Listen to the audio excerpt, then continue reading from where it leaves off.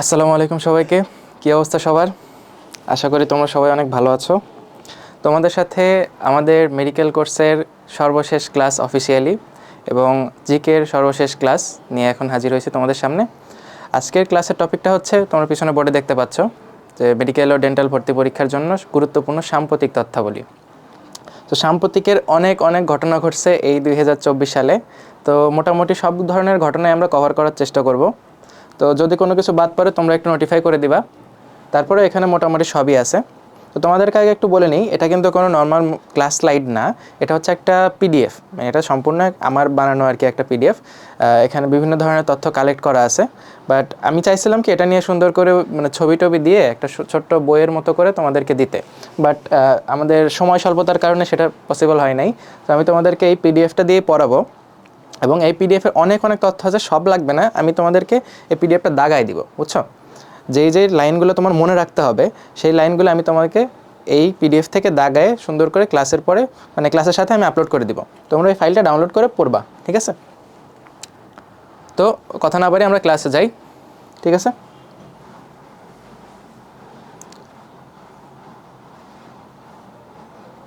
এখানে হচ্ছে আমাদের টপিকগুলো দেওয়া আছে, আমরা কী কী পড়বো আজকে দেখো।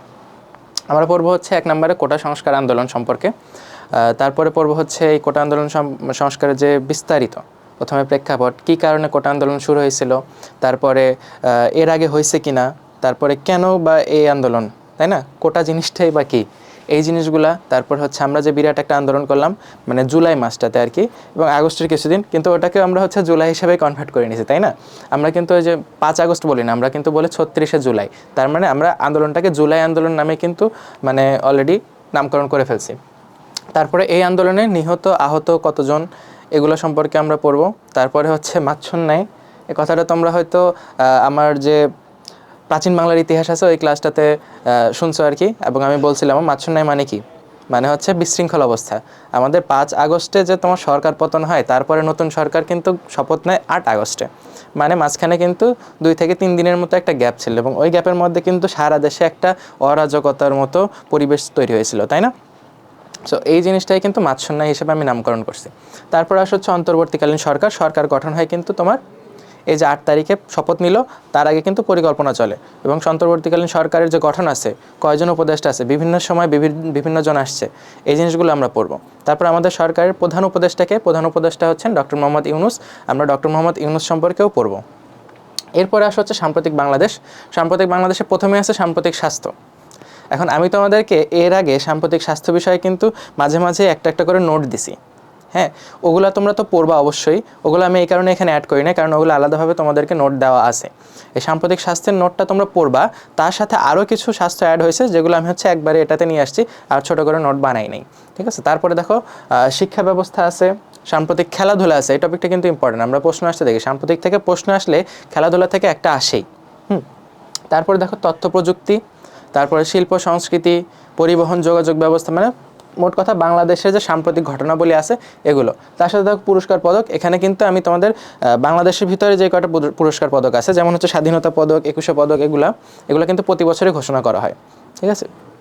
এর পাশাপাশি তোমাদের যে আন্তর্জাতিক যে পদকগুলো আছে, যেমন 1 নম্বরে যেটাকে ধরা হয় সেটা হচ্ছে তোমার নোবেল পুরস্কার। তো নোবেল প্রাইজ 2024 এটা সম্পর্কে কিন্তু এই বইয়েও আছে, প্লাস তোমাদেরকে আমি আলাদাভাবে একটা নোট দিছি। তারপর দেখো নবনিযুক্ত ব্যক্তিবর্গ, মানে বিভিন্ন জায়গায় বিভিন্ন মানুষ কিন্তু পতনের পরে পালায়ে গেছে এবং নতুন করে মানুষকে নিয়োগ দেওয়া হয়েছে। যেমন আমরা জানি সব জায়গাতে কিন্তু প্রায় তোমার প্রিন্সিপাল, ভাইস প্রিন্সিপাল, এরকম উপাচার্য, এরা কিন্তু সবাই চেঞ্জ হয়েছে, তাই না? নতুন কে কে আসছে এবং সবচেয়ে ইম্পর্টেন্ট কোনগুলা, এগুলো কিন্তু আমি তোমার এই নোটে নিয়ে আসছি। তারপরে আরও কিছু বিবিধ বিষয়বলী আছে। তো আমরা আসলে এক কথায় কী কী আমরা পড়াবো আজকের ক্লাসে, এই জিনিসটা আমি একবার বলে দিলাম। এখন আসলে আমরা হচ্ছে বিস্তারিত আগাই।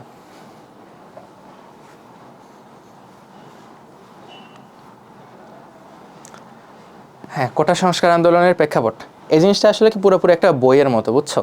এখন এত কিছু তো তোমার পড়তে হবে না বা এত কিছু মনেও রাখতে হবে না, কোনটুকু লাগবে আমি সুন্দর করে দাগানোটা তোমাদেরকে দিয়ে দেবো, ঠিক আছে? এই নোটটা তো দাগানো হবে, কিন্তু এটা তোমাদের দেওয়া মানে দিলে কেমন হবে, মানে দেওয়াটা পসিবল না, মানে এখন যে অবস্থাতে আমি পড়াচ্ছি এখানে দাগানোটা আমার কাছে পাওয়া পসিবল না, বাট আমি আমার মতো করে দাগায়ে তোমাদের জন্য যেতটুকু ইম্পর্টেন্ট, ঠিক আছে, যেটুকু মনে রাখতে হবে ওইটুকু দাগায় তোমাদেরকে নোটটা আমি দিয়ে দেবো, ঠিক আছে? আসো কোটা সংস্কার আন্দোলন, কোটা মানে কি? কোটা মানে কোনো বিশেষ পন্থায় কাউকে নিয়োগ দেওয়া, তাই না? বা যে কোনো ক্ষেত্রে কাজে আসা বিশেষ কারো হয়তো তোমার হচ্ছে আত্মীয় স্বজন হইতে পারে বা কারো বিশেষ চাহিদা থাকতে পারে, সেই অনুযায়ী তাকে হচ্ছে আমি রাষ্ট্রের বিভিন্ন কাজে নিয়ে আসবো, ঠিক আছে, যারা পিছায়া পড়ছে। যেমন হচ্ছে আমাদের পাশের দেশেই ইন্ডিয়াতে হচ্ছে তোমার যে বর্ণ তাদের যে হচ্ছে জাত প্রথা আছে, হিন্দুদের জাত প্রথা আছে, এটা কিন্তু খুবই মারাত্মকভাবে দেখা যায়, ঠিক আছে। এই জাত প্রথার কারণে দেখা যায় যে যারা নিচু জাতের তাদেরকে তারা কোনো কাজেই দেয় না, ঠিক আছে। আর যারা উঁচু জাতের তারা দেখা যায় সরকারি সব ধরনের পজিশন নিয়ে আসে। এটা কয়েকদিন আগেও ছিল, এখনও আছে বিভিন্ন অঞ্চলে, ঠিক আছে। তো যারা নিচু জাতের তাদেরকে যদি আমি একটু সাহায্য করতে চাই তাহলে কি করতে হবে? তারা তো এমনিতেই সব জায়গাতেই কিন্তু আন্ডার এস্টিমেটেড, তাই না? এই জন্য তাদেরকে একটা বিশেষ সুবিধা দেওয়া হয়, যেটার কারণে তারা সামনে আগাইতে পারে। যেমন আমাদের ক্ষেত্রেই দেখো না কেন, আমরা যে হচ্ছে ঢাকা বোর্ড, রাজশাহী বোর্ড, বিভিন্ন যে বোর্ডগুলো আছে, তাদের যে হচ্ছে তোমার এসএসসি এইচএসসিতে যে সুবিধা বা যে পরিমাণ আমরা এ প্লাস পাই, সেই তুলনায় কিন্তু আমাদের যে পার্বত্য চট্টগ্রাম অঞ্চল আছে, যেখানে উপজাতিরা আছে, তারা কিন্তু ওই পরিমাণ সুযোগ সুবিধা পায় না। তাদের স্কুল কলেজের সংখ্যাও কিন্তু অনেক কম, তারা পড়াশোনার সুযোগও পায় অনেক কম। তাদেরকে যদি আমরা হচ্ছে একটু সুযোগ সুবিধা দেই তাহলে কিন্তু তারা অনেক দূর আগাইতে পারে। এবং আমাদের পক্ষেও দেখো, তুমি যখন মেডিকেলে চান্স পাবা, তোমার পক্ষে কিন্তু হচ্ছে ওই উপজাতিদের মধ্যে যে তোমাকে যখন পোস্টিং দেওয়া হবে, তুমি কিন্তু ওখানে যে ভালোভাবে তুমি জব করতে পারবে না, তাদের ভাষাও তুমি ঠিকভাবে বুঝতে পারবে না। তো তাদের মধ্যে থেকে আমাকে কিন্তু কাউকে নিয়োগ করতে হবে যারা হচ্ছে তাদের সেবা দিতে পারবে। সেই কারণে কিন্তু উপজাতি কোটাটা একটা মানে উচিত আর কি, এটা হচ্ছে যথাযোগ্য কোটা, তাই কি না? তো দেখো আমাদের এই যে কোটা ব্যবস্থা কিন্তু বাংলাদেশ চালু হওয়ার পরেই শুরু হয়েছিল। দেখো এখানে একটা জিনিস মার্ক করা যায়, দেখো 1972 থেকে 1976 সাল পর্যন্ত, মানে আমাদের স্বাধীনতার পর 1972 থেকে 76 পর্যন্ত 20%, অনলি 20% কী হতো, নিয়োগ হতো মেধার ভিত্তিতে। তার মানে বাকি পুরাটাই কোটা, ঠিক আছে। কারা কোটার অধিভুক্ত ছিল? যারা হচ্ছে মুক্তিযোদ্ধা ছিল, সরাসরি মুক্তিযুদ্ধে অংশগ্রহণ করছে, তারা কিন্তু এই কোটার অধিভুক্ত ছিল। তারপরে দেখো 1976 সালে দেখলো যে না, মেধার ভিত্তিতে খুবই কম নিয়োগ হয়ে যাচ্ছে, সেই কারণে মেধার ভিত্তিতে নিয়োগ 40% করা হলো। এই জিনিসটা 1985 পর্যন্ত ছিল। তারপরে 85 সালে কি করলো, আরেকটু বাড়ালো, 45% এখন মেধার ভিত্তিতে, বাকি 55% হবে হচ্ছে তোমার কোটার ভিত্তিতে। তারপরে 2012 সালে লেটেস্ট, সেটা হচ্ছে প্রতিবন্ধীদের জন্য আরেকটা স্পেশাল 1% কোটা চালু করলো। এই কারণে কী হলো, মেধা ভিত্তিক যে নিয়োগ আছে সেই জিনিসটা 44% আসলো। এবং আমরা হচ্ছে বিভিন্ন সময় শুনে আসছি যে 56% কোটা, 56% কোটা। এই যে দেখো কীভাবে 56% কোটা আসছে, এখানে দেওয়া আছে। ওকে, দেখো মুক্তিযোদ্ধাদের সন্তান সন্ততি বা হচ্ছে নাতি নাতনি, তাদের জন্য কোটার পরিমাণ 30%, অনেক হিউজ। মহিলা কোটা 10%, জেলা কোটা 10%, উপজাতি 5%, প্রতিবন্ধী 1%। এই টোটাল 56% কোটা আমাদের দেশে চালু ছিল, এখন নাই। আমরা আন্দোলনের মাধ্যমে এই জিনিসটাকে সংস্কার করে ফেলছি, এই কারণে নামটা হচ্ছে কোটা সংস্কার আন্দোলন। ওকে, এবার দেখো কোটা সংস্কারের দাবিতে হচ্ছে ছাত্র সমাজ কিন্তু এর আগেও প্রতিবাদ করছে, মানে এটাই কিন্তু প্রথম কোটা আন্দোলন না, এর আগেও দুইবার হয়েছে। কখন হয়েছে? একটা হচ্ছে দেখো এই যে 2013 সালে, 2013 সালের জুলাই মাসে, দেখো আন্দোলনের সময়টা আবার এই জুলাই মাসেই, দেখছো 2013 সালের জুলাই মাসে সর্বপ্রথম এই আন্দোলন শুরু হয়। কীভাবে? দেখো 34তম বিসিএস প্রিলিমিনারি ফলাফল দেয়, যেটাতে হচ্ছে সবাই ধারণা করছিল এখানে প্রশ্ন ফাঁস হয়েছে অ্যান্ড কোটার ভিত্তিতে নিয়োগ এটা অনেক বেশি পরিমাণে হয়েছে। এই কারণে এই পরীক্ষার ফলাফল পুনর্মূল্যায়নের জন্য মানুষজন রাস্তায় নামছিল, শিক্ষার্থীরা মিছিল অবরোধ করছে, অ্যান্ড এটাই হচ্ছে ধরা হয় যে প্রথম কোটার বিপক্ষে আন্দোলন, ঠিক আছে। কিন্তু এই আন্দোলনটা অত সফলও হয় নাই, খুব বেশি তোমার হচ্ছে মিডিয়ার সামনেও আসে নাই, ঠিক আছে। এটা জাস্ট ঢাকার মধ্যেই মানুষজন জানতো, তার বাইরে খুব একটা ছড়ায় নাই। কারণ তোমরা জানো 2013 সালের তোমার হচ্ছে খুবই ভয়াবহ একটা অবস্থা চলতেছিল দেশে, মানে দেখো তোমার ককটেল বোমা এসব যে কাহিনী, ছোড়াছড়ি, মানুষ নিহত হচ্ছিল, এসব কিন্তু 2013 সালের ঘটনা। তখন আমি হচ্ছে ক্লাস 5-এ যে মানে প্রাইমারি স্কুল সার্টিফিকেট পরীক্ষা দিচ্ছিলাম, পিএসসি পরীক্ষা। সেই সময় তোমার হচ্ছে আমার পরীক্ষা পিছাচ্ছিল, একটা পরীক্ষা শুক্রবারেও দেওয়া লাগছে আমাকে, এক সপ্তাহ পরে, এরকম অবস্থা চলতেছিল। তো তারপরে আসো 2013 সালে তো গেল, এটা কিন্তু অসফল, এটা তেমন নামও হয় নাই, কেউ জানেও না অনেকে। তারপরে দেখো 2018 সালেরটা সবাই জানে যে কোটা সংস্কার আন্দোলন খুবই বেগবান হয় 2018 সালে। 2018 সালে যে কোটা সংস্কার আন্দোলন আছে এই জিনিসটাতে নেতৃত্ব দেয় একজন, তার নাম হচ্ছে ভিপি নূর। তোমরা সবাই হয়তো নাম জানো যে ভিপি নুরুল হক নূর।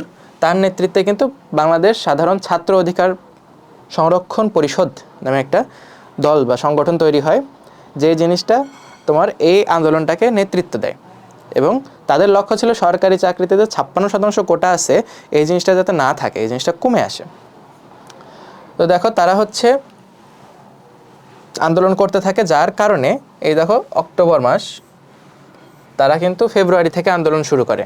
ফেব্রুয়ারি, মার্চ, এপ্রিল, মে, জুন, জুলাই, আগস্ট, সেপ্টেম্বর, অক্টোবরে এসে তোমার হচ্ছে বাংলাদেশ সরকার কি করে, একটা পরিপত্র জারি করে যে আসলে সরকারি যে চাকরির নিয়োগে এখানে কোটা ব্যবস্থাটা বাতিল করা হবে, এবং বাতিল করে নতুন একটা নিয়ম চালু করা হবে, এই বিষয়ে একটা পরিপত্র দেয়। অ্যান্ড লাস্ট মোমেন্টে এসে এই বছর যেটা দেয় সেটা হচ্ছে প্রজ্ঞাপন। এখন পরিপত্র আর প্রজ্ঞাপনের পার্থক্য কি দেখো, এখানে তোমার হচ্ছে দুইটার ইংরেজি দেওয়া আছে। প্রজ্ঞাপনের ইংরেজি হচ্ছে গ্যাজেট, আর পরিপত্রের ইংরেজি হচ্ছে তোমার সার্কুলার। এখন পরিপত্র কি, পরিপত্র হচ্ছে 2018 সালে দিছিল। পরিপত্রটা হচ্ছে যে কোনো ধরনের জনবিরোধ লাগছে কোনো একটা বিষয়ে, মানুষজনের মত পার্থক্য আছে, সো এই ব্যাপারে ফিক্স করার জন্য একটা নির্দিষ্ট সিদ্ধান্ত সরকারের পক্ষ থেকে দেওয়া হয়, এবং যে জিনিসটা জনসাধারণকে জানানো হয় হচ্ছে পরিপত্র প্রকাশ করে যে হ্যাঁ সরকার এই সিদ্ধান্তটা নিছে। বাট পরিপত্রটা হচ্ছে তোমার পরিবর্তনযোগ্য, নামের মধ্যে পরি আছে, সেটা কিন্তু পরিবর্তনযোগ্য। কে কে পরিবর্তন করতে পারে? এক, আদালত পরিবর্তন করতে পারে, দুই, সরকার পরিবর্তন করতে পারে। এখন সরকার তার সুবিধার স্বার্থে যে কোনো সময় এই পরিপত্রটা চেঞ্জ করে দিতে পারে। তো দেখা যায় যে হচ্ছে এই পরিপত্র 18 সালে চালু হলেও এই যে 2024 সালের 5 জুন তারিখে এই যে কিছু স্পেশাল চাইল্ড আর কি, যারা হচ্ছে 7 জন মুক্তিযোদ্ধার সন্তান, তারা কি করছিল, তারা হচ্ছে হাইকোর্টে রিট করে, 2021 সালে রিট করে ফেলে যে হচ্ছে না আমরা হচ্ছে মুক্তিযোদ্ধার কোটাটা ফেরত চাই। অ্যান্ড এই যে 5 জুন 2024 মানে জাস্ট আমাদের জুলাইয়ের আগের মাসে যে বিচারপতি KM কামরুল কাদের, বিচারপতি খিজির হায়াত, বিচারপতির নাম লাগবে না, এরা কি করে, এরা হচ্ছে এই পরিপত্রটা বাতিল করে দেয়। 2018 সালে পরিপত্র হয়েছিল যে না কোটা ব্যবস্থা বাতিল, বাট এই পরিপত্রটাই বাতিল করে দিল 2024 সালের 5 জুন তারিখে। এখন পরিপত্র বাতিল মানে কি, আবার সে 56% কোটা ফেরত আসলো, তাই কিনা? এবং এই প্রেক্ষিতে তোমার হচ্ছে এই জুলাই মাসের যে আন্দোলন, জুলাই মাসের আন্দোলনের প্রেক্ষাপট হচ্ছে এটা।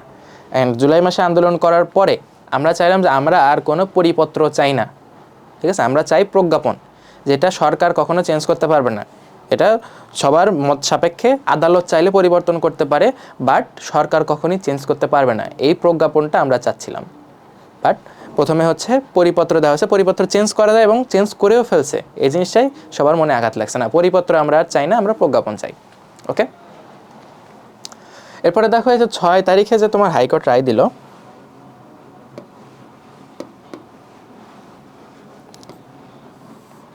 এই রায়টা পাওয়ার সাথে সাথেই ঢাকা বিশ্ববিদ্যালয়ের স্টুডেন্টরা বিক্ষোভ শুরু করে দেয়। তারা জুন মাসের 9 তারিখেই কিন্তু এই রায়টা যে দিছে, যে পরিপত্র বাতিল করে দিছে, এই জিনিসটার জন্য স্থগিত চায় আদালতে হচ্ছে আবেদন করে ফেলে।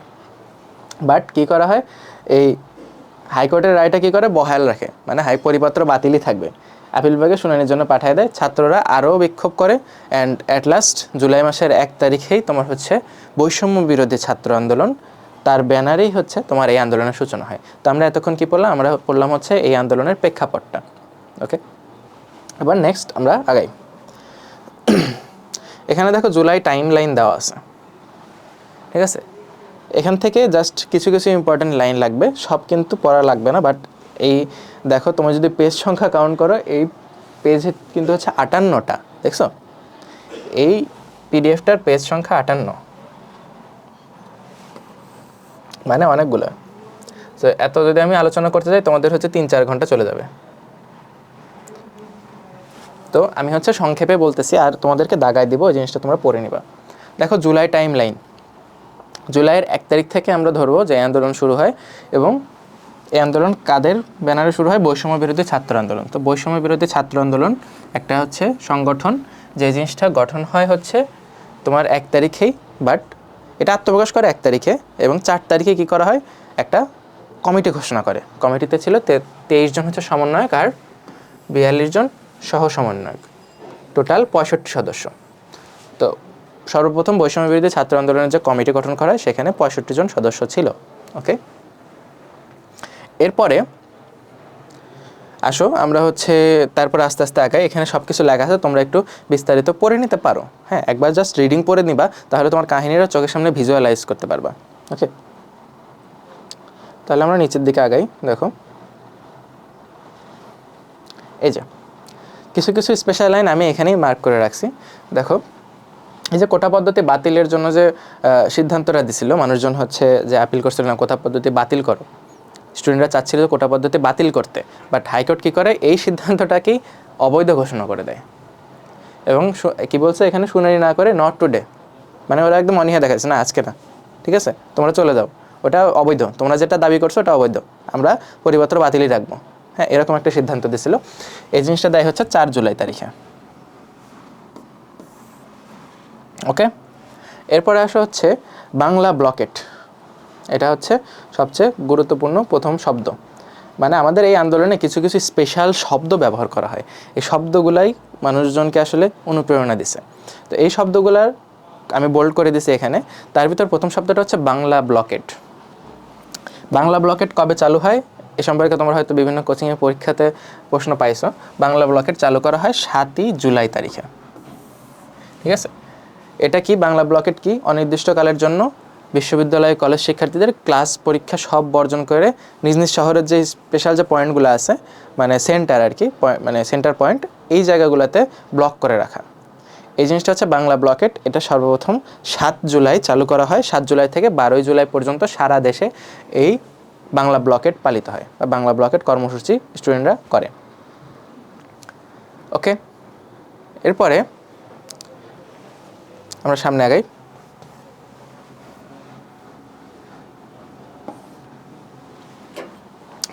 এখানে দেখো তেমন কিছু ইম্পর্টেন্ট নাই, বাট জাস্ট টাইম লাইনটা তোমরা একবার রিডিং দিবা। ওকে,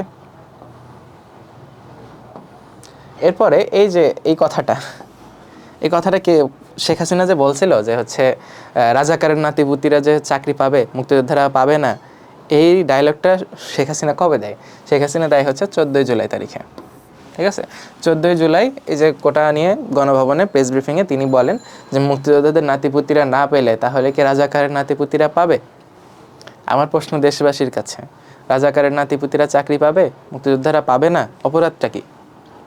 ঠিক আছে, এই জিনিসটা শোনার পরে স্টুডেন্টরা একদম পুরো খেপে যায় যে স্টুডেন্টদেরকে রাজাকার বললো। তখন তারা হচ্ছে ব্যঙ্গ করে স্লোগান দেয় এবং ওই দিনে এই স্লোগানের উৎপত্তি, তুমি কে আমি কে, রাজাকার রাজাকার, কে বলেছে স্বৈরাচার স্বৈরাচার। আর একটা ডায়লগ হচ্ছে বা আরেকটা স্লোগান, সেটা হচ্ছে চেয়েছিলাম অধিকার, হয়ে গেলাম রাজাকার। ওকে, এখন স্টুডেন্টরা এত বাড়াবাড়ি করতেছে, তার কারণে আমাদের নিষিদ্ধ সংগঠন ছাত্রলীগের সভাপতি সাদ্দাম হোসেন, তিনি হচ্ছেন ঢাকা বিশ্ববিদ্যালয়ের শিক্ষার্থীদের উপর ছাত্রলীগ হামলা করে, তাদেরকে লেলিয়ে দেয় এবং প্রকাশ্যে হুমকি দেয় যে যারা হচ্ছে এসব কথা বলে তাদের শেষ দেখিয়ে ছাড়বো। হ্যাঁ, দীপুমণি তিনি আরেকটু সুশীল ব্যক্তি, তিনি আবার বলে হচ্ছে যারা নিজেদেরকে রাজাকার বলে পরিচয় দেয় তাদের মানে পতাকা মাথায় নিয়ে অধিকার নাই, তারা পতাকা মাথায় নিয়ে তারা আন্দোলন করবে এই অধিকার তাদের নাই, তারা নিজেদেরকে রাজাকার বলে পরিচয় দিচ্ছে, ঠিক আছে। এরপরে আসা হচ্ছে সেই স্পেশাল ডে, সেটা হচ্ছে 16ই জুলাই। এই দিনের পর থেকে আসলে আন্দোলন পুরোপুরিভাবে বেগবান হয়। কারণ কি, এই দিনে হচ্ছে আমাদের প্রথম শহীদকে পাওয়া যায়। আর একটা কাহিনী বলি, আমি তো হচ্ছে আন্দোলনকালীন সময় আমি ঢাকাতে অবস্থান করতেছিলাম, আর আমি হচ্ছে রোজ আন্দোলনে যাওয়া পাবলিক আর কি, ঠিক আছে। আমি 16 তারিখে আমাদের যে হচ্ছে ঢাকা মেডিকেল কলেজের ফজলে রাব্বি হল আছে, ফজলে রাব্বি হলের গেট বন্ধ করে রাখা হয়েছিল। ছাত্রলীগের কিছু গুন্ডা পান্ডা ছেলেপুলে তারা ছিল, তারা হচ্ছে গেট বন্ধ করে রাখতেছিল। অ্যান্ড যারা যারা হচ্ছে তোমার আন্দোলনে গেছে তাদের নাম লিস্ট করা সহ ওই দিন সন্ধ্যায় শোনা গেছে যে কারো কারো গায়ে হাতও তোলা হয়েছে। হ্যাঁ, তো আমি হলে ছিলাম না, আমি বাসায় ছিলাম, সেই কারণে আমি বের হইতে পারছিলাম। অ্যান্ড আমি বের হয়ে তোমার হচ্ছে সন্ধ্যার দিকে ভাবছিলাম আমাদের ডিএমসির যে জরুরি বিভাগ আছে ইমার্জেন্সি, ওখানে তো মানুষজন ছাত্রলীগের যে পরিমাণ তাণ্ডব, সবাই আহত হয়ে তো ইমার্জেন্সিতেই আসবে, ঠিক আছে। ইমার্জেন্সিতে সবাই আসতেছিল অ্যান্ড আমি ইমার্জেন্সিতে ছিলাম। ওখানে কিছুক্ষণ থাকার পরে দেখি ওখানে পর্যন্ত ছাত্রলীগের পোলাপান চলে আসছে। অ্যান্ড যারা হচ্ছে আহত তাদেরকে চিকিৎসা যাতে না দেয় এই জন্য ডাক্তারদের হুমকি ধামকি দিচ্ছিল। ডাক্তারদের কী কাজ? ডাক্তারদের কাজ হচ্ছে আহতদের সেবা দেওয়া, বাট ছাত্রলীগের যে গুন্ডা পান্ডা আছে তারা এসে তাদেরকে হুমকি দিচ্ছিল এবং হাসপাতালের মধ্যে ঢুকে মারামারি শুরু করছে।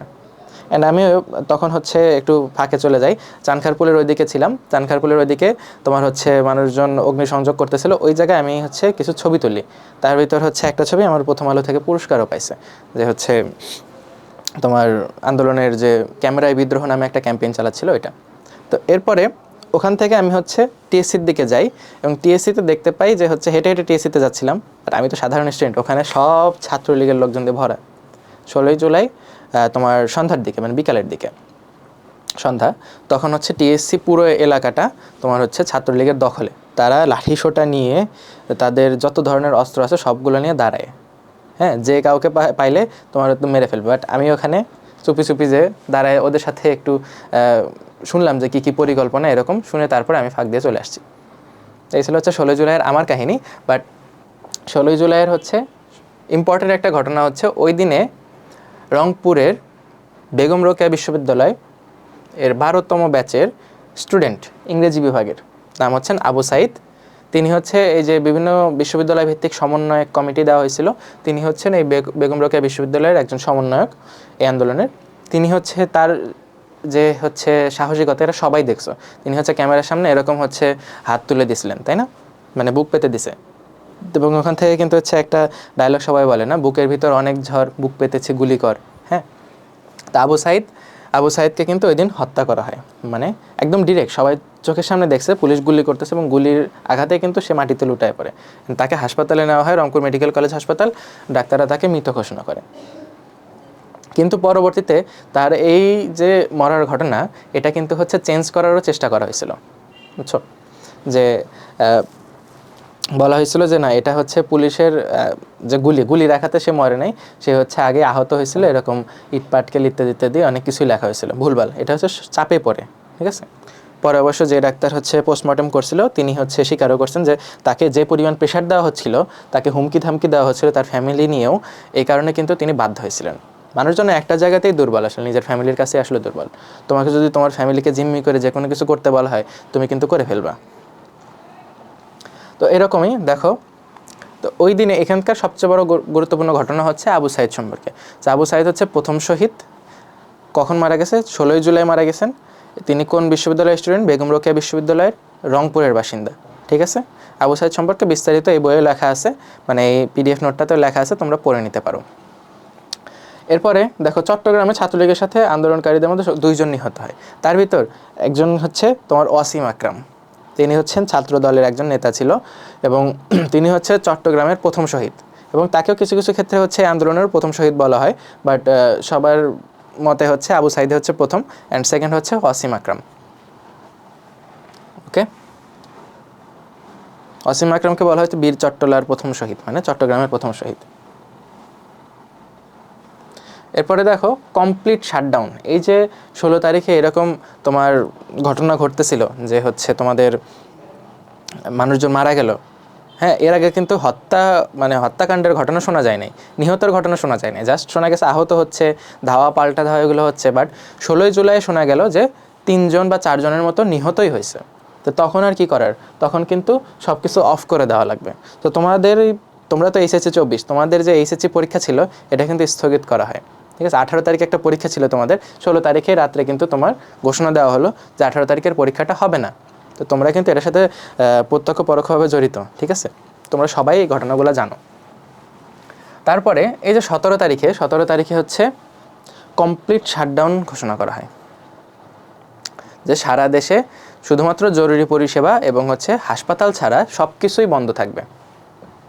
এই জিনিসটাকে বলা হয়তো কমপ্লিট শাটডাউন। এই জিনিসটা 17 তারিখেই ঘোষণা করা হয়। অ্যান্ড এই দেখো এখানে একটা লাইন আছে যে গ্রামীণফোন সহ সকল ধরনের মোবাইল অপারেটরকে ইন্টারনেট সেবা বন্ধ রাখার জন্য নির্দেশ দেওয়া হয়। এবং এই দিনে হচ্ছে তোমার ইন্টারনেট বন্ধ হয়ে যায়, মোবাইল ইন্টারনেট বন্ধ হয়, বাট তোমার হচ্ছে ল্যান্ডলাইন মানে ল্যান্ড যেটা ওয়াইফাই যেটা ওয়্যারলেস ওটা থাকতো, বাট ওটাও পরের দিন বন্ধ হয়ে যায়। ঠিক আছে, দেখো পরের দিন থেকে দেখো ঢাকা সহ সারা দেশে বিজিবি মোতায়েন করা হয়। বর্ডার গার্ড বাংলাদেশ, যাদের কাজ বর্ডার পাহারা দেওয়া, তারা দেশের মধ্যে চলে আসে মানুষজনকে, সাধারণ মানুষদেরকে মারার জন্য সরকারি আদেশে। হ্যাঁ, এরপরে দেখো রাত 9টার দিকে, এই 18 তারিখে রাত 9টার দিকে সারা দেশে সব ধরনের ইন্টারনেট একদম বিচ্ছিন্ন। তার আগের দিন মোবাইল অফ করছে এবং 18 তারিখে পুরোপুরি একদম সব ধরনের ইন্টারনেট সেবা বন্ধ করে দিল। এরপরে শুক্রবার দিন 19 জুলাই তখন শোনা গেল হচ্ছে তোমার এই যে BRTA, Bangladesh road transport authority, এর ভবনে আগুন দেওয়া হয়। তারপরে হচ্ছে বিভিন্ন জায়গায় বিভিন্নজন অনেক ধরনের নাশকতা চলে, মানে ইন্টারনেট সেবা তো বন্ধ, এখন মানুষজন কী করবে? মোবাইল ফোনেই তো সাহায্য চাবে, তাই না? সাহায্য চাওয়ার উপায় কি? আমাদের জাতীয় জরুরি সেবা একটা নাম্বার আছে, সেটা হচ্ছে 999। এই 999-এ মানুষজন কল করা শুরু করে, না আমাদের এখানে একজন মারা যাচ্ছে বা হাসপাতাল বা অ্যাম্বুলেন্স যে কোনো কিছুর প্রয়োজন, ইন্টারনেট তো নাই। এখন যে কোনো উপায় হচ্ছে ল্যান্ডফোন বা ফোনে, মোবাইল ফোনে কল করা, এবং জাতীয় জরুরি সেবা যেটা 999-এ মানুষজন কল করা শুরু করে। অ্যান্ড এই 19 জুলাই তারিখে 999-এ সর্বোচ্চ পরিমাণ ফোন কল আসে, একদিনে 48,000 কল আসে। এবং সারা দেশে বিভিন্ন গণমাধ্যম থেকে, তখন তো ইন্টারনেট বন্ধ, গণমাধ্যমে মেইন ভরসা, বাট গণমাধ্যমের খবরগুলো কতটা তোমার হচ্ছে সত্য, এই জিনিসটা নিয়েও প্রশ্ন আছে। বাংলাদেশে হলুদ সাংবাদিকতার অনেক প্রচলন আছে, তারপরেও 55 থেকে 56 জনের মৃত্যুর খবর প্রকাশিত হয়, অপ্রকাশিত তো অনেক আছে, মানুষজন অনেক মারা গেছে। দেখো এই দিনে তোমার হচ্ছে নরসিংদীতে কারাগার ভাঙচুর হয়, কারাগার থেকে কয়েদিরা পালায়ে যায়, অ্যান্ড পরবর্তীতে আবার কিছু কয়েদি এসে তোমার আত্মসমর্পণ করে, আর অনেকে হচ্ছে পালানোই থাকে। ওকে, তারপরে এই দিনে দেখো বৈষম্য বিরোধী ছাত্র আন্দোলনের সমন্বয়ক নাহিদ ইসলাম এবং হচ্ছে নুরুল হক নূর, যে হচ্ছে তোমার গণ অধিকার পরিষদের সভাপতি, তাকে কিন্তু আটক করে এই দিনে। এরপরে 20 তারিখে তেমন কোনো ঘটনা নাই, এখানে আছে তোমরা পড়ে নিবা। 21 তারিখে এই যে এত বেশি মানুষজন খেপা, যে কোনোভাবেই তাদেরকে ঠেকানো যাচ্ছে না, রাস্তায় আসতেইছে, ইন্টারনেট অফ করে দেওয়া হলো, তারপরে হচ্ছে তোমার মানুষজনকে হত্যাও করা হলো, তাও কেউ পিছনে যাচ্ছে না, আরও মানুষের সংখ্যা বাড়তেছে। এই চাপে পড়ে তখন হচ্ছে বললো তোমাদের দাবি তো ছিল কোটা আন্দোলন, আচ্ছা বাবা আমরা কোটা আন্দোলন তোমাদের দাবি মেনে নিচ্ছি। হ্যাঁ, এইরকম মানার পরে সে কী করলো, আমাদের প্রধান বিচারপতি তখনকার ওবায়দুল হাসানের নেতৃত্বে 7 জন বিচারপতির একটা বেঞ্চ বসলো, এবং এটাতে 93% মেধা করা হলো, 7% থাকবে হচ্ছে আদার্স কোটা, 7%-এর মধ্যে মুক্তিযোদ্ধা 5%, আর ক্ষুদ্র নৃগোষ্ঠী হচ্ছে 1%, আর 1% হচ্ছে তৃতীয় লিঙ্গ প্রতিবন্ধী তারা। তো এই জিনিসটা করে তারা হচ্ছে আবার, ঠিক আছে, আবার একটা পরিপত্রের মতোই জারি করে, ঠিক আছে। অ্যান্ড স্টুডেন্টরা আরও খেপা, না আমরা তো পরিপত্র চাই নাই, আমরা এইরকমভাবে যে আমরা যে কোটার সংস্কার চাবো এটাও চাই নাই। স্টুডেন্ট, আমাদের অনেক মানুষ মারা গেছে, দেখো এর আগে পর্যন্ত এখানে সরকারি মতেই কিন্তু প্রায় 100-200-র মতো মারা গেছে অলরেডি, মানে গণমাধ্যমের খবর মতেও।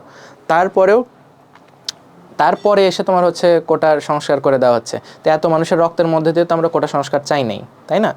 এই জন্য মানুষজন, মানে আমাদের স্টুডেন্টরা আন্দোলন চালাইয়ে যায় যে না আমরা এটা শেষ দেখে ছাড়বো, আমাদের যে ভাইরা মারা গেছে তাদের বিচার না হওয়া পর্যন্ত আমরা আন্দোলন চালাই যাব, ঠিক আছে। এরপরে দেখো 22 জুলাই তারিখে কমপ্লিট শাটডাউন যে দিয়েছিল সরকারের পক্ষ থেকে, এটা স্থগিতের ঘোষণা দেওয়া হচ্ছে বৈষম্য বিরোধী ছাত্র আন্দোলন, ঠিক আছে, কমপ্লিট শাটডাউন অফ। এরপরে হচ্ছে সরকারি তো ছুটি চলতেছিল, অ্যান্ড দেখা গেল স্টুডেন্টদের তোপে পড়ে 21 তারিখে ঘোষণা করলো, 23 তারিখে বাধ্য হইল, না তোমরা যেরকম চাচ্ছ আমরা পরিপত্রই জারি করলাম, পরিপত্র মানে কি গেজেট প্রকাশ করলাম। ওকে, এবং রাতের দিকে হালকাভাবে ঢাকা এবং চট্টগ্রামে ব্রডব্যান্ড চালু হয়। এখনও মোবাইল ফোন বন্ধ, মোবাইল ফোনের ইন্টারনেট বন্ধ। তারপরে দেখো 25 জুলাই 8টা বার্তা দেয় বৈষম্যবিরোধী ছাত্র আন্দোলন থেকে। তারপরে হচ্ছে 26 জুলাই হচ্ছে দেখো আমাদের যে সমন্বয়ক আছে, সমন্বয়কদের হচ্ছে তুলে নেওয়া হয় গণস্বাস্থ্যনগর হাসপাতাল থেকে অসুস্থ অবস্থায়। তারা কিন্তু আন্দোলনের মাধ্যমে বিভিন্ন সময় আটক করা হয়েছে তারা অসুস্থ, তারপরেও গণস্বাস্থ্যনগর হাসপাতাল থেকে সাদা পোশাকে, মানে পুলিশের পোশাকে না, ডিবি পুলিশ পরিচয়ে এসে তুলে নিয়ে গেছে 3জনকে, নাহিদ ইসলাম, আসিফ মাহমুদ, আবু বকর মজুমদার। তার ভিতরে এই 2জন কিন্তু বর্তমান হচ্ছে সরকারের উপদেষ্টা, নাহিদ ইসলাম আর হচ্ছে আসিফ মাহমুদ।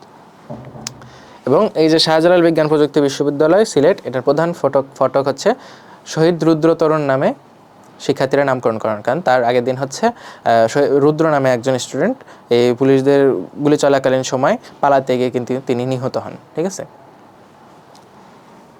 এরপরে দেখো 27 তারিখে সেনাবাহিনীরা কি করে, যে আরও একটু গভীরে চিরুনি অভিযান চালাবে, যেখানে যেখানে স্টুডেন্ট পাবো তাদেরকে ধরবো।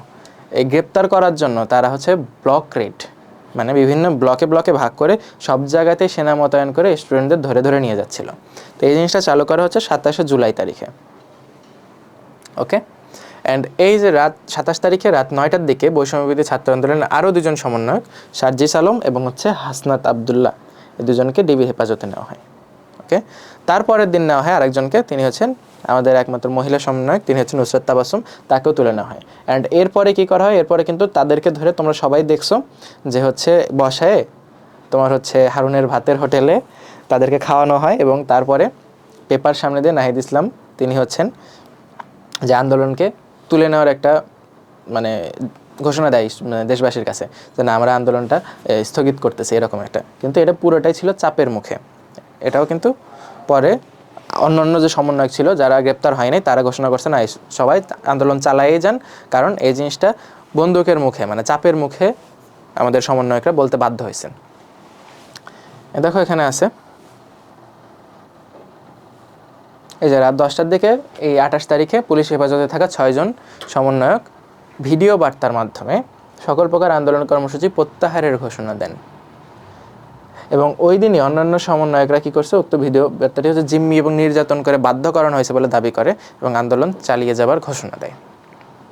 ওকে, 29 জুলাই তারিখে হচ্ছে প্রতিটি ঘটনার স্বচ্ছ তদন্ত দাবি করে জাতিসংঘে 74 জন হচ্ছে নাগরিক বিবৃতি দেয়। ঠিক আছে, এবং পরের দিন আন্দোলনে যে নিহত ব্যক্তিরা আছে তাদের জন্য শোক পালনের জন্য সবাই কী করলো, মুখে লাল কাপড় বেঁধে চোখে কাপড় বেঁধে আর কি চোখে মুখে লাল কাপড় বেঁধে হচ্ছে ছবি তুলে অনলাইনে প্রচার করার একটা সিদ্ধান্ত নিল।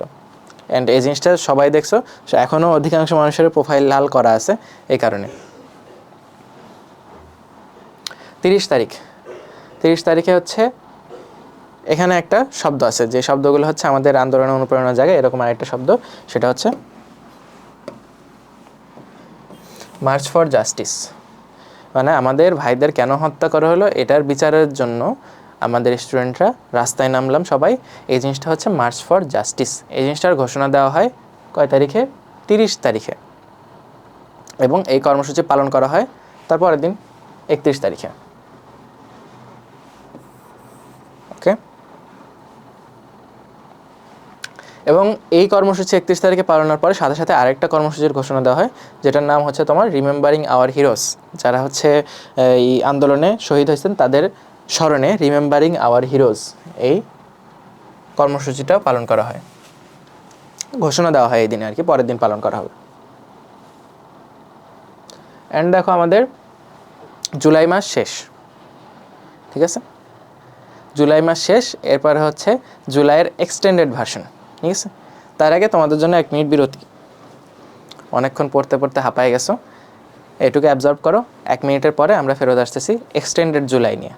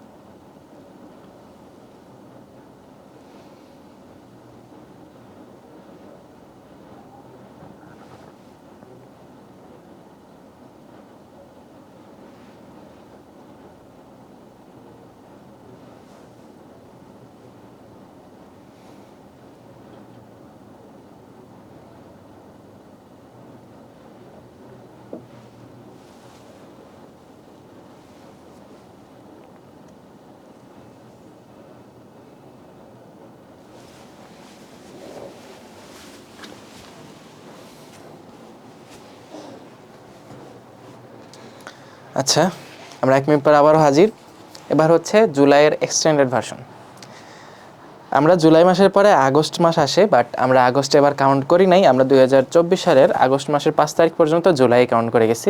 তার মানে 31শে জুলাইয়ের পরে 32শে জুলাই, এটা আসলে 1 আগস্ট। এই দেখো, একদম চূড়ান্ত লেভেলের যে আন্দোলন সেটা হচ্ছে এই কয়েকদিনে হয়। আগস্টের 1 তারিখ, এদিনে হচ্ছে রিমেম্বারিং আওয়ার হিরোজ কর্মসূচি ঘোষণা করা হয়, মানে ঘোষণা করা হয়েছিল আগের দিন, এবং এই জিনিসটা পালন করা হয়েছে তোমার 1 আগস্ট বা 32শে জুলাই। ঠিক আছে, 6 জন সমন্বয়কে ছেড়ে দেওয়া হলো, এবং কি করা হলো, জামায়াতে ইসলামী এবং ইসলামী ছাত্র শিবিরকে নিষিদ্ধ ঘোষণা করা হলো ওই দিন সরকার থেকে। বাট আমরা সরকারকে নিষিদ্ধ করে দিয়েছি পরে, তাই না? তারপরে দেখো 2 আগস্ট, এই দিনে কী করা হয়? এই দিনে হচ্ছে জুমার নামাজের পর, শুক্রবার ছিল, প্রার্থনা এবং ছাত্র জনতার গণমিছিল কর্মসূচি পালন করা হয়। এবং এই দিনে প্রেস ক্লাব থেকে শিক্ষক এবং নাগরিক সমাজ কী করছিল ওই দিন হচ্ছে দ্রোহযাত্রা কর্মসূচি পালন করে, দ্রোহযাত্রা। এরপরে বৈষম্য বিরোধী ছাত্র আন্দোলন আগে হচ্ছে তোমার 9 দফা দাবি ঘোষণা করছিল, এবং 4 তারিখ থেকে, মানে পরের দিন থেকে, পরের দিনে তো তার একদিন পর 4 তারিখ থেকে হচ্ছে অনির্দিষ্টকালের জন্য সর্বাত্মক অসহযোগ আন্দোলনের ডাক দেয়। এটা কয় তারিখে? 2 আগস্ট তারিখে। ঠিক আছে, 4 তারিখ থেকে যে অনির্দিষ্টকালের জন্য সর্বাত্মক অসহযোগ আন্দোলন। তারপরে 3 তারিখে আমার চোখে দেখা, নিজের চোখে দেখা, আমি এত বড় মিছিল জীবনে কোনো দিন দেখি নাই। হ্যাঁ, আমি নিজে মিছিলের অংশ হিসেবে পুরো সায়েন্স ল্যাব থেকে হচ্ছে শহীদ মিনার পর্যন্ত আসি, এবং এই দিনে বিভিন্ন জায়গা থেকে, ঠিক আছে, ঢাকার বিভিন্ন প্রান্ত থেকে মানুষজন শহীদ মিনারে জড়ো হইতে থাকে। অ্যান্ড প্রায় মনে হয় তোমার লাখের উপরে, প্রায় হচ্ছে লাখ পার হবে, অনেক মানুষ। ঠিক আছে, এই পরিমাণ মানুষ কোনো মিছিলে মনে হয় না কেউ ছিল কখনো। ঠিক আছে, এত মানুষ একটা মিছিলে এসে অংশ নেয়। এই মিছিলটা ছিল 3 আগস্ট তারিখে, যেটা হচ্ছে আমরা 34শে জুলাই বলতেছি। ঠিক আছে, এবং এই দিনে আমি কিছু ছবি তুলি, ছবিগুলো হচ্ছে আমার বইয়ের সাথে অ্যাড করার কথা ছিল, বাট করা হয় নাই। তোমরা যদি চাও তাহলে তোমাদের জন্য আমি ছবিগুলো দিয়ে দিব। তারপরে দেখো, এই দিনে শেখ হাসিনা এবং তার মন্ত্রিসভার পদত্যাগের জন্য আমরা যে শহীদ মিনারে সবাই মিলে এক কণ্ঠে স্লোগান দিতে থাকি যে 1 2 3 4 হাসিনা তুই গদি ছাড়, এরকম 1 দফা 1 দাবি, হাসিনা তুই কবে যাবি, এরকম কিছু স্লোগান। মানে আমরা 1 দফা দাবি, এই জিনিসটা কিন্তু এই দিনে ঘোষণা করা হয় যে হ্যাঁ, এখন একটাই দাবি আমাদের, যে শেখ হাসিনার পদত্যাগ করতেই হবে। তারা এত মানুষের রক্ত নিয়েছে, তাকে পদত্যাগ করতেই হবে। আমরা কোটার ব্যাপারে, আন্দোলনটা আর কোটার মধ্যে সীমাবদ্ধ নাই, ঠিক আছে, তাকে পদত্যাগ করতেই হবে। এরপরে আসা হচ্ছে 4 আগস্ট। 4 আগস্ট কী হওয়ার কথা ছিল? সর্বাত্মক অসহযোগ আন্দোলন, তাই না? অ্যান্ড বৈষম্য বিরোধী ছাত্র আন্দোলন কী করা হয়? এর আগে হচ্ছে ঘোষণা দিয়েছিল যে 6 তারিখ থেকে আমরা হচ্ছে করব, লং মার্চ টু ঢাকা। ঠিক আছে, লং মার্চ টু ঢাকা, এই জিনিসটা পালন করবো। সবাই দেশের বিভিন্ন প্রান্ত থেকে 6 তারিখে ঢাকায় চলে আসবেন। বাট মানুষজনের এত বেশি আগ্রহ যে 3 তারিখে এত বেশি মানুষ মিছিলে অংশগ্রহণ নিছে, মানুষজনের আগ্রহ দেখে, অ্যান্ড দেশের যে পরিমাণ পরিস্থিতি, সব জায়গায় মানুষজন হত্যাকাণ্ড হচ্ছে, যে সব জায়গায় তোমার হচ্ছে আইন শৃঙ্খলা যে রক্ষাকারী বাহিনী আছে, পুলিশদের সাথে, বিডিআর মানে বিজিবিদের সাথে, সবার সাথে কিন্তু সংঘর্ষ চলতেছিল। অ্যান্ড এই সব কিছু দেখার পরে লং মার্চ টু ঢাকা এই তারিখটা 6 তারিখের বদলে 5 তারিখ করা হয়। অ্যান্ড 5 তারিখে সারা দেশ থেকে মানুষজন ঢাকামুখী হয়, ঢাকাতে আসতে থাকে। যানবাহন তো অফ, তারা হেঁটেই রওনা দেয়, এরকম মানুষের আগ্রহ ছিল। মানুষজন সব কিছু ভুলে চলে আসছে। এই জিনিসটাই হচ্ছে প্রকৃত গণ অভ্যুত্থান। আমরা কিন্তু 69-এর গণ অভ্যুত্থান দেখি নাই, বাট আমরা সবাই 24-এর গণ অভ্যুত্থান দেখছি, তাই না? গণ অভ্যুত্থান কাকে বলে, কিভাবে হয়, সব কিন্তু আমরা চোখের সামনে দেখছি নিজেরা। ঠিক আছে, এবং এই 5 তারিখে কিন্তু শেখ হাসিনা পদত্যাগ করে। অ্যান্ড 5 তারিখে কিন্তু ইন্টারনেটে ছড়িয়ে পড়ে ছাত্রলীগ সমর্থনকারীদের পোস্ট। তারা কিন্তু মানে এই রাত্রে এত বেশি গুজব ছড়ায় যে হচ্ছে পরের দিন ছাত্রলীগের সবাই নাকি হচ্ছে তোমার বন্দুক, পিস্তল যা যা আছে সব কিছু নিয়ে বের হবে, মিছিলের মধ্যে ঢুকবে, সাধারণ মানুষকে মারবে। অ্যান্ড আমি তো ছিলাম ঢাকায়, আমার বাড়ি ছিল হচ্ছে বগুড়াতে। সো আমাকে ফোন দিয়ে বারবার বলা হচ্ছিল যে কালকে যেন আমি মিছিলে না যাই। ঠিক আছে, মানে আগের দিন রাতে 4 তারিখে আমাকে বলা হচ্ছে কালকে যেন মিছিলে না যায়। কালকে সারা দেশের মানুষ খবর পাইছে যে না, এরকম যে রিউমার ছড়ায় গেছে যে ছাত্রলীগের লোকজন, এই যে ডায়লগ তো দিয়ে দিছে, 1 দফার কবর দে, তাই না, যে মানুষজনকে যেখানেই পাবে মারবে। অ্যান্ড হয়েছেও তাই। 5 তারিখে কিন্তু এলো পাথারিভাবে মানুষ মারা গেছে। অ্যান্ড 5 তারিখে পরের দিন আমি হচ্ছে থেকে আমার বাসা থেকে হচ্ছে বের হয়ে চানঘারপুল ক্রস করতেছিলাম, ওই মোমেন্টে শুনি যে জাস্ট 5 মিনিট থেকে 6 মিনিট আগে এই জায়গায় গোলাগুলি হয়েছে। অ্যান্ড ওই দৃশ্যটা তোমরা সবাই দেখছো যে একদম ওপেন ফায়ারিং চলতেছিল চানখারপুলে, একটা কয়েকজন পুলিশ সদস্য শুয়ে থেকে যে গুলি করতেছিল না, কয়েকজনের মাথায় লাগে মারা যায়। এটা হচ্ছে লাস্ট 5 তারিখে ওই ঠিক ঘটনার 5 মিনিট পরে আমি ওই দিক দিয়ে পাস করি, ওখানে পুলিশ ছিলই। ঠিক আছে, 5 তারিখে হচ্ছে অ্যাট লাস্ট এই যে কী হয়, শেখ হাসিনা হচ্ছে দেশ থেকে পালায়, তাই না? শেখ হাসিনা হচ্ছে পদত্যাগ করে, পদত্যাগপত্র জমা দেয় হচ্ছে ওয়াকারুজ্জামান আমাদের সেনাপ্রধান, রাষ্ট্রপতির কাছে দেয়। রাষ্ট্রপতির কাছে মানে শাহাবুদ্দিন চুপ্পু, তার কাছে হচ্ছে পদত্যাগপত্র জমা দিয়ে তিনি হচ্ছেন হেলিকপ্টারে করে দেশ ছাড়ে। ঠিক আছে, বঙ্গভবন থেকে, তিনি আর গণভবনে আসে নাই। শেখ হাসিনা মানে প্রধানমন্ত্রীর বাসস্থান হচ্ছে গণভবন, আর রাষ্ট্রপতির বাসস্থান হচ্ছে বঙ্গভবন। তিনি বঙ্গভবনে গেছিলেন শাহাবুদ্দিনের কাছে হচ্ছে তার পদত্যাগপত্র দিতে, এবং ওখান থেকে সে পালায়, গণভবনে আর আসেই নাই। অ্যান্ড তারপরে বিকাল 3টার দিকে ওয়াকারুজ্জামান, তিনি হচ্ছেন সেনাপ্রধান, তিনি হচ্ছেন অন্তর্বর্তীকালীন সরকার গঠনের ঘোষণা দেয়। যে কোনো দেশে অরাজক পরিস্থিতি হইলে বা সরকার প্রধান না থাকলে সর্বপ্রথম দায়িত্বটা যায় হচ্ছে তোমার ইয়ার কাছে, মানে সেনাপ্রধানের কাছে। সেনাপ্রধান যদি হচ্ছে চায়, সে হচ্ছে দেশে সামরিক শাসন আনতে পারে, আর রাষ্ট্রপতির সাথে পরামর্শক্রমে তিনি হচ্ছে নতুন সরকার গঠনের দিকেও ঘোষণা দিতে পারে। এরপর আসা হচ্ছে আহত নিহতদের সংখ্যা। এই সংখ্যাটা একটু ভ্যারিয়েবল, এখানে সব তথ্যই দেওয়া আছে। এই নিহতদের সংখ্যা বের করার জন্য, আহত তো অনেক হয়েছে, আহতর কোনো নির্দিষ্ট হিসাব নাই, বাট নিহতদের সংখ্যা তোমার জাতিসংঘের মানবাধিকার কমিশন গঠন করা হয়, যেটা হচ্ছে 16 জুলাই থেকে 11 আগস্ট পর্যন্ত একটা লিস্ট করে। এই সময় হচ্ছে প্রায় 650 জনের মৃত্যু হয়েছে বলে ধারণা করে। জাতিসংঘের এই জিনিসটা হচ্ছে তোমার পুরোপুরি অফিসিয়াল আর কি, যেসব সংবাদ মাধ্যমে পাইছে ওগুলাই কালেক্ট করছে আর কি। তো আমরা তো জানি আসলে সংবাদ মাধ্যমে কতটুকু সঠিক তথ্য দিছে, তো তারপরেও কিছু আলাদাভাবেও এই জিনিসটা কাউন্ট করা হয়েছে। বৈষম্য বিরোধী ছাত্র আন্দোলন থেকেও কাউন্ট করা হয়েছে, যে জিনিসটা 21 সেপ্টেম্বর তারিখে জানায় যে এই আন্দোলনে এখন পর্যন্ত শহীদ হচ্ছে 1423 জন, এবং জুলাই স্মৃতি ফাউন্ডেশন থেকে জানানো হয় 1600 জন। তো তোমরা এই দুইটা তথ্য একটু মনে রাখবে, একটা হচ্ছে 1423 আর হচ্ছে 1600। অপশনে যেটা পাবো ওটাই দাগাই দিবা, ঠিক আছে? দুইটা কখনো একসাথে অপশনে থাকবে না, ঠিক আছে? এরপরে আসা হচ্ছে আহতদের সংখ্যা। আহতদের সংখ্যা হচ্ছে অনেক ভ্যারিয়েবল, অনেক। দেখো, বৈষম্য বিরোধী ছাত্র আন্দোলন বলতেছে 22,000, তারপরে জুলাই স্মৃতি ফাউন্ডেশন বলতেছে 24,000, কিন্তু আসল সংখ্যা আমরা জানি এর থেকে অনেক বেশি, ঠিক আছে? গ্রেপ্তারই তো প্রায় এতজন হবে, মানে হাজার হাজার মানুষ গ্রেপ্তার হয়েছে, অ্যান্ড আহত হয়েছে তো অনেক। আমি নিজেও আহত হয়েছি যে, তাই না? আমার খবর তো কেউ নাই।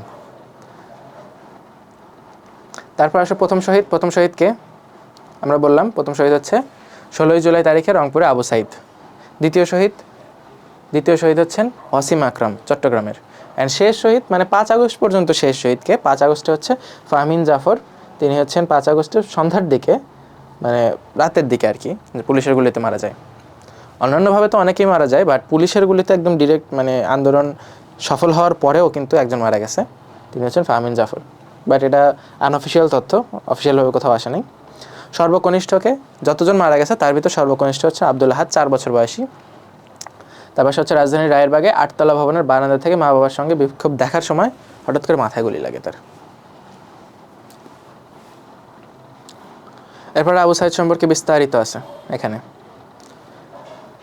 তার জন্ম, শৈশব, এবং কিছুদিন আগে তোমরা জেনে খুশি হবা যে একটা চাকরির পরীক্ষায় প্রশ্ন আসছিল আবু সাইদের গ্রাম কোনটা।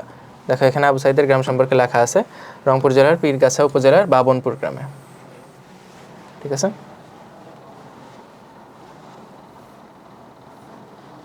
তিনি হচ্ছেন বেগম রোকেয়া বিশ্ববিদ্যালয়ের ইংরেজি বিভাগের 12তম ব্যাচের স্টুডেন্ট।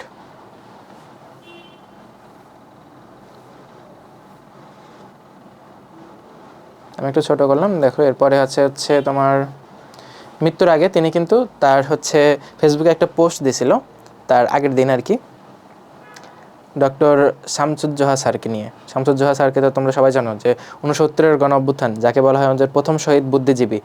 তিনি হচ্ছে রাজশাহী বিশ্ববিদ্যালয়ের স্টুডেন্টদেরকে বাঁচাতে যেয়ে তিনি কিন্তু শহীদ হন, তাই না?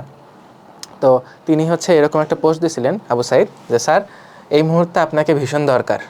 আপনার সময় যারা ছিল সবাই এখন মরে গেছে, কিন্তু আপনি মরে গিয়েও অমর। আপনার সমাধি আমাদের প্রেরণা, আপনার চিন্তায় আমরা উজ্জীবিত। ঠিক আছে, এরকম লেখছে যে অন্তত একজন শামসুজ্জোহা হয়ে মরে যাওয়াটা অনেক বেশি গৌরবের। মানে তিনি হচ্ছে সবাইকে একটা বার্তা দিয়ে গেল যে না, আমাদের শামসুজ্জোহা স্যারের মতো এখন মানুষ দরকার, যারা হচ্ছে প্রকৃতভাবে দেশকে ভালোবাসে, দেশের জনগণকে ভালোবাসে। ওকে, এরপরে আসো দেখো হচ্ছে তোমার পোস্টটা ছিল 15 জুলাই। তারপরে ওয়াসিম আকরাম সম্পর্কে লেখা আছে, তিনি হচ্ছেন একজন ছাত্র দলের নেতা। ঠিক আছে, তারপরে আসো হচ্ছে মীর মুগ্ধ। মুগ্ধ সম্পর্কে তোমরা সবাই জানো, পানি লাগবে পানি, যে ভিডিওটা তোমরা অনেকে দেখছো। তিনি হচ্ছেন মীর মুগ্ধ। তিনি হচ্ছে বিইউপির স্টুডেন্ট ছিলেন, Bangladesh university of professionals. Khulna বিশ্ববিদ্যালয় থেকে ম্যাথমেটিক্সে তিনি হচ্ছে অনার্স করেন, তারপরে বিইউপিতে ভর্তি হয়েছিলেন প্রফেশনাল এমবিএতে। তিনি একজন ফ্রিল্যান্সার। তারপরে হচ্ছে ফারহান ফাইয়াস, ঢাকা রেসিডেন্সিয়াল মডেল কলেজের স্টুডেন্ট, তোমাদের অনেকের হয়তো ক্লাসমেটও, অনেকে চেনো, তাদের কলেজের ছোট ভাই হতে পারে বা ক্লাসমেট হতে পারে, আমি সঠিক জানি না। সে কিন্তু মারা যায়। তারপরে আসা হচ্ছে তাহির জামান প্রিয়, তিনি একজন হচ্ছে শিল্পী, সাংবাদিক। সে হচ্ছে সাংবাদিক, মানে তার খবর সংগ্রহের জন্যই আসলে যাচ্ছিল রাস্তায়, অ্যান্ড গুলিবিদ্ধ হয়ে মারা যায়। তারপরে আসা হচ্ছে, আমি কিন্তু ফার্স্ট আগাচ্ছি, গোলাম নাফিস। এর ছবিটা তোমরা সবাই দেখছো, ওই যে রিক্সার উপরে একটা লাশ পড়ে আছে, রিক্সা নিয়ে যাচ্ছে যে ছবিটা, এই জিনিসটা কিন্তু গোলাম নাফিসের ছবি ছিল। এটা ফার্মগেট এলাকায়। অ্যান্ড এই রিক্সা চালক, তিনি কিন্তু অসীম সাহসিকতার একটা পরিচয় দিয়েছেন, এবং এই রিক্সাটা পরবর্তীতে কিন্তু এই তোমার জাদুঘরে সংরক্ষণ করা হয়েছে। এই যে বহন করা রিক্সাটি জুলাই গণ অভ্যুত্থান স্মৃতি জাদুঘরে সংরক্ষণ করা হয়েছে। তারপরে হচ্ছে শাহরিয়ার খান আনাস, 16 বছরের ক্লাস 10-এর একজন স্টুডেন্ট শাহরিয়ার খান আনাস। তিনি হচ্ছে 5 তারিখে জাস্ট শেষ দিনে এসে মৃত্যুবরণ করেন। সে কিন্তু একটা ছোট্ট চিঠি লিখে গেছিলো বাসায়, যে হচ্ছে মা আমি মিছিলে যাচ্ছি, নিজেকে আর আটকে রাখতে পারলাম না। ঠিক আছে, এরকম লেখে একটা চিঠি লিখে কিন্তু সে বাসায় রেখে চলে গেছিলো। হ্যাঁ, তা মানুষজন যে আজকাল এখনও যে চিঠি লেখে এবং চিঠির যে একটা গুরুত্ব আছে, এই জিনিসটা সেই বুঝাই গেল আমাদের। ঠিক আছে, শাহরিয়ার খান আনাস। এরপরে আসা হচ্ছে মাৎসন্যায়, মানে হচ্ছে অরাজক অবস্থা। 5 আগস্ট প্রধানমন্ত্রী পদত্যাগ করে দেশ ত্যাগ করলেন। তারপরে সেনাবাহিনীর হস্তক্ষেপ শুরু হলো। ওয়াকারুজ্জামান হচ্ছে অন্তর্বর্তীকালীন সরকারের ঘোষণা দিলেন।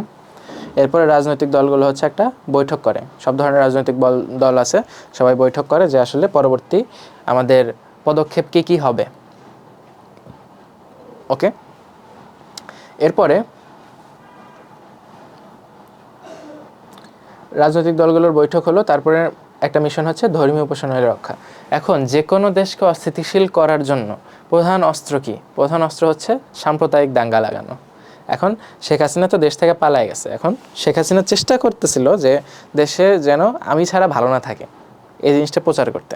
অ্যান্ড এই জিনিসটা এখনও হয়ে যাচ্ছে। ভারতীয় বিভিন্ন মিডিয়া কিন্তু অপপ্রচার চালাচ্ছে, তোমরা সবাই জানো, যে তারা বারবার বোঝানোর চেষ্টা করতেছে না হাসিনার আমলে ভালো ছিল, এখন মানুষজন ভালো নাই। বাট আমরা জানি আমাদের নিজেদের মধ্যে সম্প্রীতি কীরকম। আমরা আমাদের দেশের জনগণকে, আমাদের প্রতিবেশীকে আমরা কীভাবে ভালোবাসি, এটা আমরাই জানি, বিদেশেরা জানে না। অ্যান্ড তারা চাচ্ছে অপপ্রচার চালাইতে, বিশ্বের কাছে বাংলাদেশের মান ক্ষুণ্ণ করতে।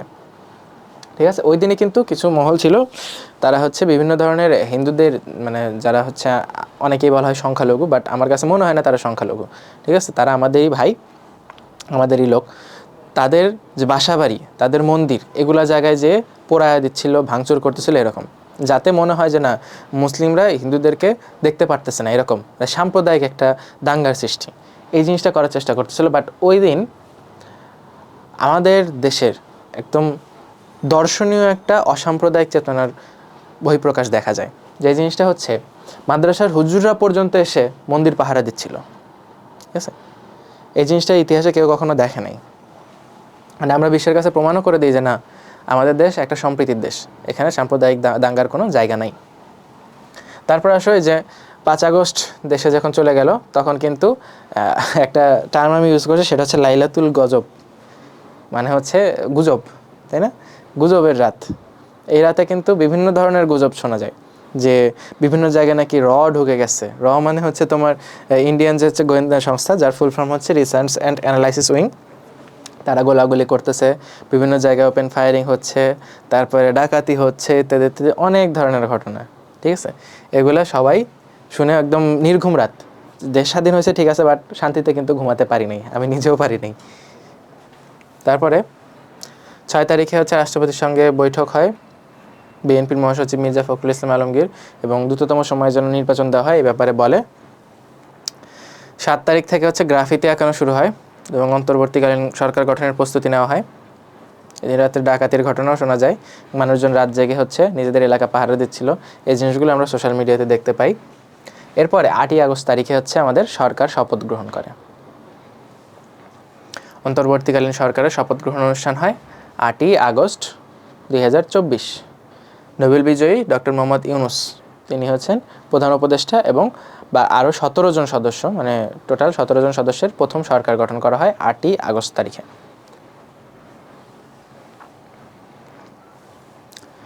এবার অন্তর্বর্তীকালীন সরকার গঠন। অন্তর্বর্তীকালীন সরকার বা তত্ত্বাবধায়ক সরকার কী জিনিস?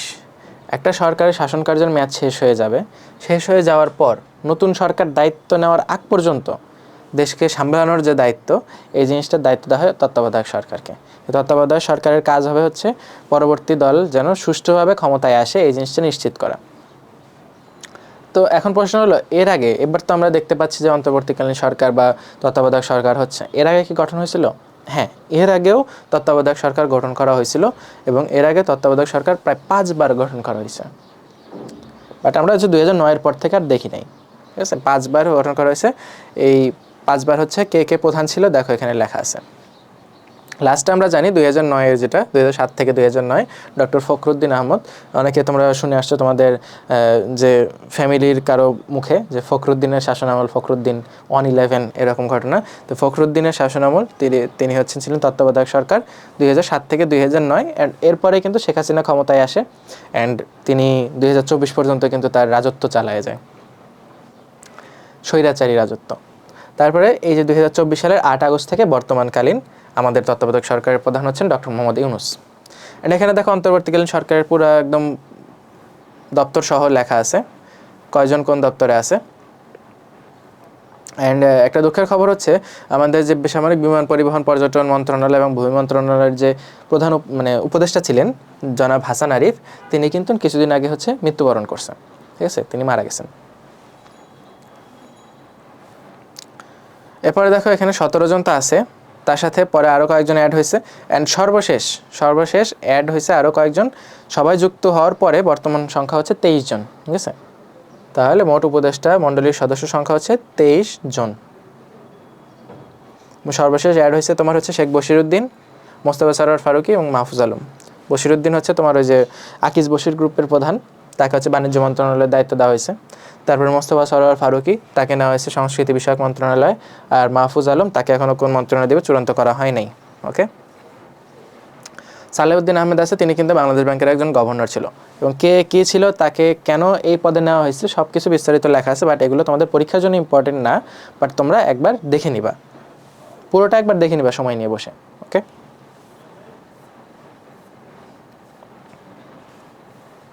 সজীব ভুঁইয়াকে কোন তোমার হচ্ছে আসিফ মাহমুদ সজীব ভুঁইয়া, তাকে যে খেলাধুলার জন্য যে মন্ত্রণালয়টা আছে সেটাকে দেওয়া হয়েছে। তারপরে নাহিদ ইসলামকে দেওয়া হয়েছে তোমার তথ্য প্রযুক্তি মন্ত্রণালয়।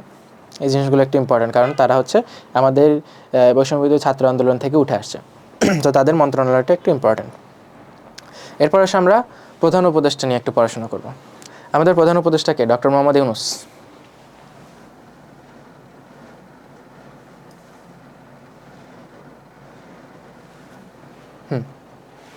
ডক্টর মোহাম্মদ ইউনুসের জন্ম হচ্ছে 1940 সালে। সেই হিসাবে এবার তার বয়স কত?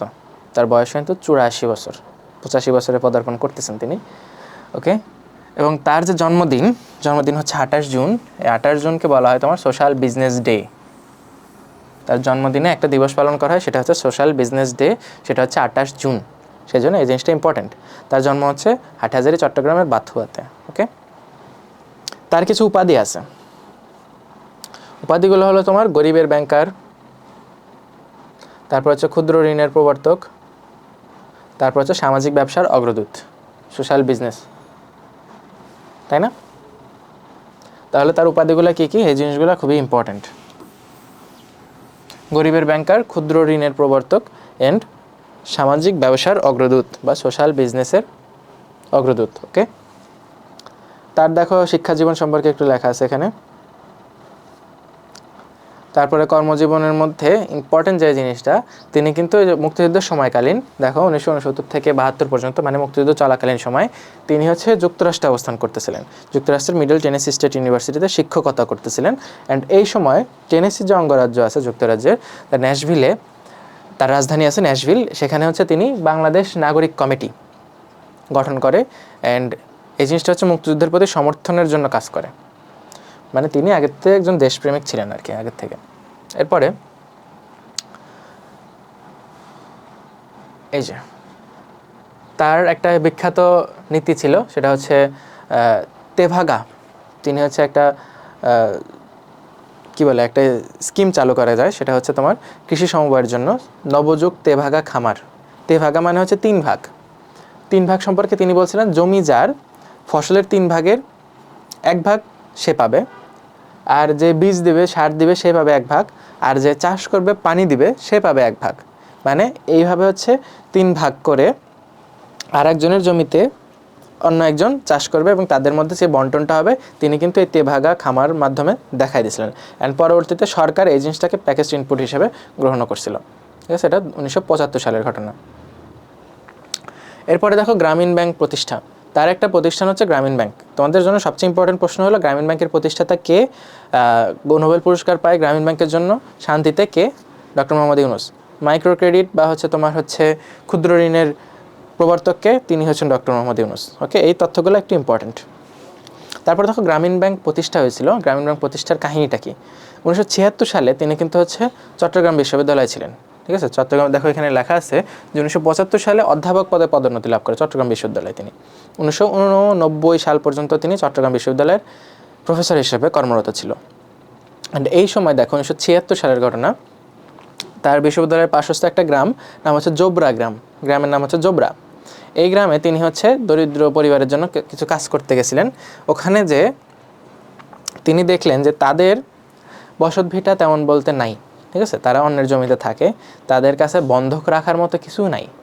তাদেরকে যদি অল্প একটু ঋণ দেওয়া যেত, যাতে মনে করো যে একজন একটা গরুই কিনলো বা একটা ছোট্ট দোকান দিল, খুব বেশি তো টাকা লাগবে না, তাই না? তাদেরকে যদি একটু অল্প পরিমাণ ঋণ দেওয়া হয়, তাহলে কিন্তু তারা তাদের অবস্থার পরিবর্তন করতে পারে, তারা সচ্ছল হয়ে যেতে পারে। বাট ঋণ নিতে গেলে কী করতে হবে? যে কোনো ব্যাংক থেকে ঋণ নিতে গেলে তাদেরকে কিছু একটা বন্ধক রাখতে হবে, বাট তাদের কাছে বন্ধক রাখার মতো কিছু নেই।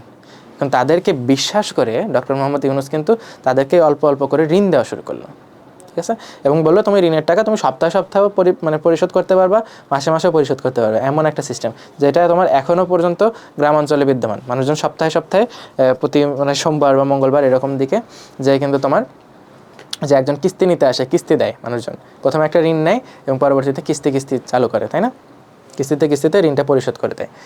এবং তাদের জন্য এই জিনিসটা ইজি, কারণ এককালীন তুমি হচ্ছে 1 লক্ষ টাকা পাইলা এবং তুমি সপ্তাহে সপ্তাহে 200-300 টাকা করে তুমি যদি দিতে থাকো, তাহলে তোমার জন্য একটা ইজি না এই জিনিসটা? একবারে এত টাকা পাইলা এবং তুমি সপ্তাহে তুমি লাভ থেকে তুমি পরিশোধ করে দিলা, তো তোমার বিজনেসটা দাঁড়ায় গেল। তো এই জিনিসটা তিনি হচ্ছে চালু করেন জোবরা গ্রামে। দেখো এখানে লেখা আছে যে তিনি এই পরিকল্পনাটা চালু করে এবং পরবর্তীতে 1983 সালের 2 অক্টোবর এই যে প্রকল্প, তিনি একটা প্রকল্পের আন্ডারে চালু করছিলেন, প্রকল্পটার নাম দিয়েছিলেন হচ্ছে গ্রামীণ ব্যাংক। ঠিক আছে, এই প্রকল্পটাই পরবর্তীতে গ্রামীণ ব্যাংক হিসেবে নামকরণ করা হয়। এবং তার থেকে প্রথম ক্ষুদ্র ঋণ গ্রহীতা দরিদ্র নারীর নাম ছিল হচ্ছে সুফিয়া বেগম। সুফিয়া বেগম হচ্ছে প্রথম ব্যক্তি যিনি হচ্ছেন ডক্টর মোহাম্মদ ইউনুসের কাছ থেকে প্রথম ঋণ নেয়। ওকে, এরপর আসলে রাজনৈতিক জীবন। 1996 সালে কিন্তু একটা তত্ত্বাবধায়ক সরকার গঠন করা হয়েছিল, যেটা তুমি ওই লিস্টে দেখতে পাচ্ছিলা।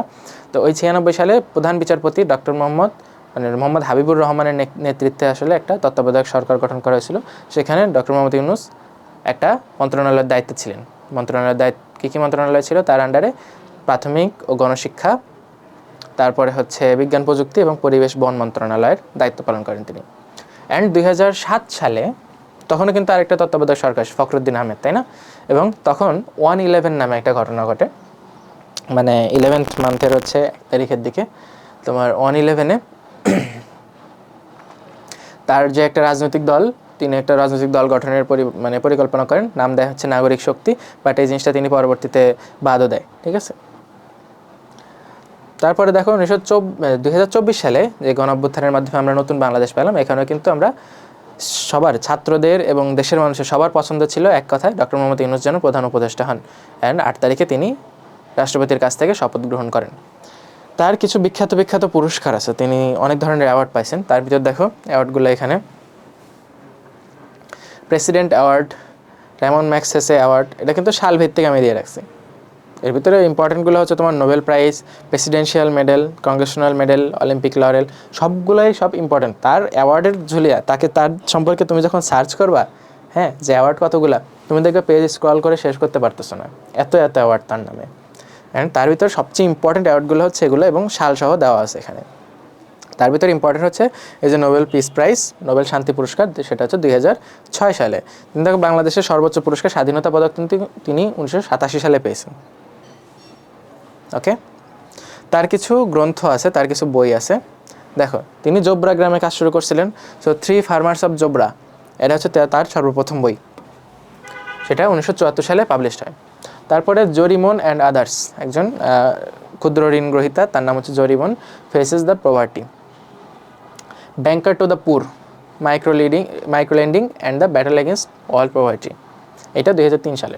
তারপরে at last the world of 3 zeros, এই বইয়ের নাম অ্যান্ড এই বইয়ের যে লক্ষ্যগুলো আছে, 3টা আছে না, সো একটা তোমার 3টা যে কোনো জায়গায় থাকলে ওখান থেকে প্রশ্ন বানানো ইজি। তোমাকে হঠাৎ করে দিতে পারে যে 3 জিরোস বা 3 শূন্য মতবাদ, এটার ভিতরে কোনটি অন্তর্ভুক্ত নয়।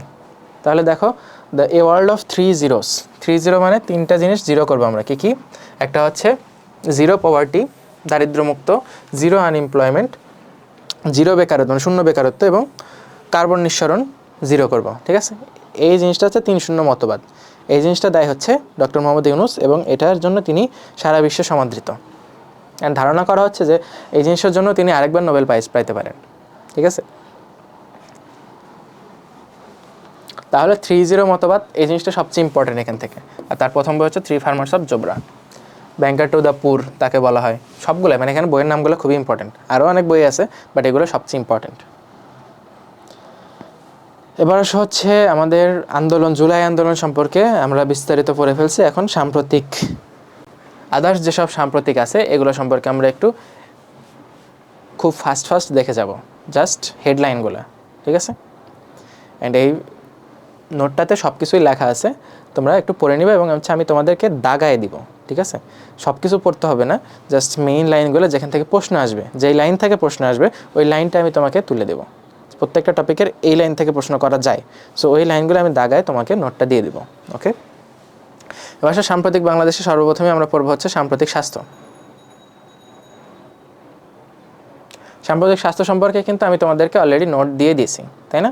অনেকগুলো নোট দিছি, তারপরেও কিছু এক্সট্রা জিনিস আছে যেগুলো হচ্ছে আমরা পড়বো একের পর এক। দেখো, ফার্স্ট ডিজিটাল স্বাস্থ্যসেবা, হেলথ আইডি সম্বলিত হেলথ কার্ড চালু হয়। এটা ঢাকার NITOR, national institute of traumatology and orthopaedic rehabilitation, এটা সর্বপ্রথম হচ্ছে তোমার এই স্মার্ট কার্ড বা হেলথ কার্ড এই জিনিসটা চালু করে। তারপরে হচ্ছে টিকা কার্যক্রম, ইপিআই, যে হচ্ছে এক্সপ্যান্ডেড প্রোগ্রাম অন ইমিউনাইজেশন, এই জিনিসটা বাংলাদেশে চালু করা হয়েছিল কিন্তু 1979 সালের 7ই এপ্রিল। এই জিনিস কিন্তু তোমাকে আমি আগেও ক্লাসে বলছি। অ্যান্ড প্রথমে কিন্তু 6টা রোগের টিকা চালু করা হয়েছিল, অ্যান্ড বর্তমানে 11টা সংক্রামক রোগের টিকা দেওয়া হয়। অ্যান্ড সর্বশেষ যে জিনিসটা অন্তর্ভুক্ত হয়েছে সেটা হচ্ছে তোমার এইচপিভি বা হিউম্যান প্যাপিলোমা ভাইরাস, যেটা হচ্ছে জরায়ুমুখ ক্যান্সারের জন্য দায়ী, ঠিক আছে? অ্যান্ড 2025 সালে আরও 2টা অ্যাডহক পরিকল্পনা আছে। একটা হচ্ছে শিশুদের টাইফয়েড অ্যান্ড মশাবাহিত রোগের বিরুদ্ধে 2টা টিকা নতুন করে অ্যাড হবে। এটা কি conjugate vaccine and Japanese encephalitis টিকা, এই 2টাও অ্যাড করার পরিকল্পনা চলতেছে। অ্যান্ড জাতীয় টিকাদান দিবস পালন করা হয় প্রতি বছর 16ই মার্চ তারিখে। এরপর আসা হচ্ছে ডেঙ্গু টিকা। ডেঙ্গুর জন্য একটা টিকা চালু হয়েছে যেটার নাম হচ্ছে TV005। ওকে, এটা হচ্ছে প্রথম ডেঙ্গু টিকা, বাংলাদেশের আবহাওয়ার সাথে সামঞ্জস্যপূর্ণ প্রথম ডেঙ্গুর টিকা। দেখা গেছে যে এই 4টা ডেঙ্গুর ভাইরাস হচ্ছে 4টা আছে, 4টার স্ট্রেনের বিরুদ্ধে কিন্তু তোমার প্রতিরোধ ক্ষমতা সম্পন্ন এই তোমার এই টিকাটা TV005।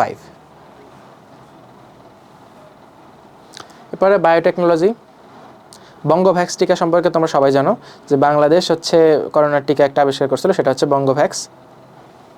জিনিসটা আবিষ্কারকের নাম হচ্ছে কোষবিজ্ঞানী কাকন নাগ এবং জিন বিজ্ঞানী নাজনীন সুলতানা।